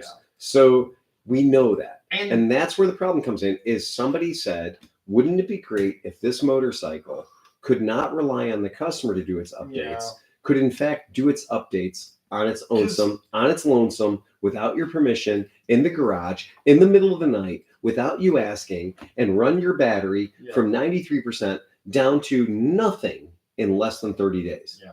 When meanwhile, what they marketed was, hey, you live in Minnesota? We did a test in Minnesota. We proved how good our bikes were in Minnesota. We proved that if you park your bike with 95% on the battery and you go to Florida, which is something everybody does, and you come back from Florida 3 months later, your bike will be at 91%. You've lost 2% in 3 goddamn months because that's a trick that lithium does better than anything else. Yes, you win. Now, somebody else comes in and goes, wouldn't it be great if this motorcycle updated itself 15 times a minute? And that burns electricity. As it opens up a cellular connection, goes out to the internet, looks for updates, and tells the internet what you've been doing, what porn you've been looking at, whatever, how whiskey throttled you are, who fucking cares? But here's what happens is your battery goes from 93% to 20% in 35 goddamn days. But that's not in the owner's manual, because the owner's manual is a thumb drive and it's a living document that you got when you bought your motorcycle. But since then, they changed the rules. And you left your motorcycle for 3 months alone like you did last year. Wait, Why did don't you they ignore simply- the text that you got from Zero telling you to go and read the 57-page manual again? I'd feel bad if you did miss that, but you didn't miss that because they didn't fucking send it. Why Oh can't my goodness. yeah. they just have storage mode? They did, John. It's called winter mode. Yeah. So if you left your bike unfucking attended for 30 days, the bike went to sleep. And it quit waiting for you to come and show and turn the bike on. The biggest problem with EVs, doesn't matter if it's motorcycle or cars in this country, is that the manufacturers of EVs in this country seem determined to destroy EVs because they're stupid. I just think that it's very simple. You are the product. Yes, absolutely. And everything that you do has a value to it. And when a company says, "Hey, we're going to put a cell phone in our electronic